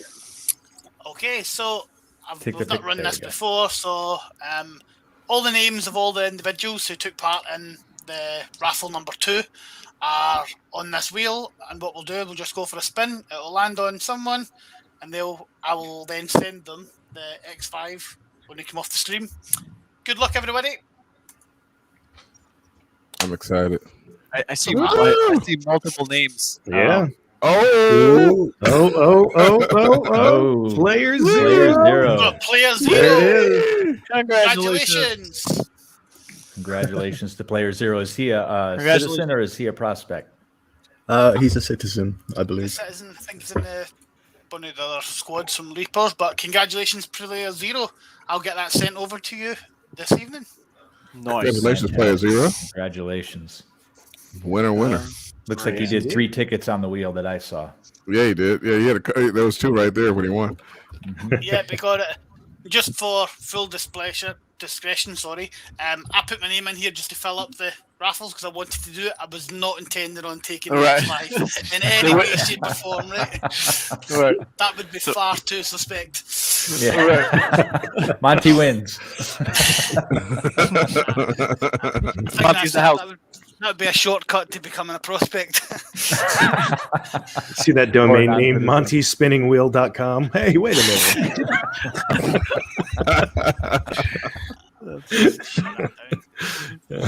But yeah, thanks for having us, guys.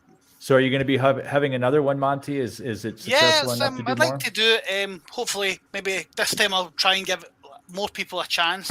This is getting it out there a bit more with more people seeing it. I'd like to try and do it every 2 weeks.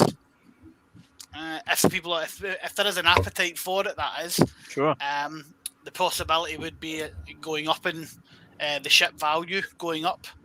And if we do get a lot of uptake on it, I don't know if we touch the realms of a bigger one for a Christmas Eve raffle, maybe a $5 or a $10 worth of ship for a Christmas Eve one.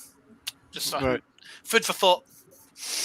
All right. So look forward to that. Join Rome. You heard it from the man himself. We'll have announcements for every bi-weekly, potentially, depending on the appetite, for a giveaway. Awesome. Excellent. Thank you, gents. All right, Thank Monty. you, Go sir. Rome. Thank you, sir. Go Rome. Thanks, Monty. Go Rome. Go home. Thanks, Monty. All right. Well, we're getting towards the end of the show. Does anybody have anything they want to share before we sign off for the week? Rome is also doing an invite competition at the moment. We are ending on Christmas Day.